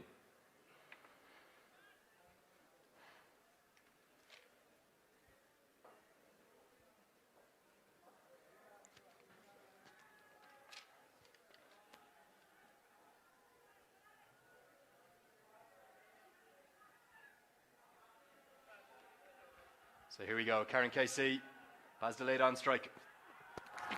Pulled into the deep, it's gone wide and it's going to split the 2 men. Is it going to go all the way for 4? That's the moment. So close to victory now for the Netherlands. Baz Deleda is playing the innings of his life. What a knock this is. That's a Pulsar Power 4 and surely it's all over for the home side now. Well, we've seen 2 incredible prospects for Nepal with the bat. Now we're seeing one for Netherlands. What a shovel shot that was. He got enough power on it as well to split the 2 men. He has shown some real quality today and real calmness under pressure. Just 20 years old, Baz Deleda. This is a coming-of-age innings, that's for sure. 4 deliveries remain, 2 to win. Can Deleda do it this delivery? That's going to be it. What an innings from the young man. Just 21 years of age. He's led his side to victory. Shown the calmness of a man 10, 20 years his senior, but he has done it almost single-handedly for the Netherlands. 81 not out, he's going to finish. Paul van Meekeren not needed, he gives him a tap on the head. One of the great knocks of all time, that in Dutch colours. We've talked about stars of the future for Nepal. He is a star of the future for the Netherlands. That is Baz Deleda. Remember the name, Baz Deleda. That is some run chase by the Netherlands. You didn't give them too much of a chance, given how the first game went between these 2 sides. And 206, you felt was certainly over par on that pitch from Nepal. But the Netherlands, despite losing Max O'Dowd early, just kept on going, didn't they? They kept on scoring quickly. They had 71 off the power play. That got them going. Ben Cooper in particular with 55 off 35. Then it was Deleda who took over and took responsibility. So impressive for a young 20-year-old. Really was a sensational knock. It was up there with anything we've seen so far, including the Max O'Dowd 133 against Malaysia. Yeah, well, take a bow, young Baz Deleda. One of the great T20 innings of all time. Probably the best ever in Dutch colours. We saw one just a couple of days ago from Max O'Dowd, but in terms of context and skill and pressure, when his side needed him to deliver, the 21-year-old has done it. Ryan Campbell absolutely delighted, and look at the smile on Peter Seelar's face. That's not going to be coming off for an awfully long time. No, they've been fairly glum around the hotel the last few days, the Dutch, but that's going to cheer them up, that's for sure. We felt that we hadn't seen anywhere near the best of the Dutch team yet. Peter Seelar just, I think he's probably still thinking about his own dismissal when he almost won the game single-handedly with his 3 sixes in a row, but they will feel a lot better about themselves now because they haven't shown us their true side, really, in the first 2 games, including the Malaysia win. Today, we saw what the Dutch team are all about. They're scrappers, and they really fought hard today. They went for this total. They didn't worry about losing early wickets. They kept on going, and they found someone in Baz Deleda who had the courage and the skill to lead them home. Just the most extraordinary innings by a 21-year-old. Hugs all round for the Dutch. So disappointing in the opening game of the series, but what that result has done is blown the whole tournament wide open. All results possible now still, thanks to Baz Deleda.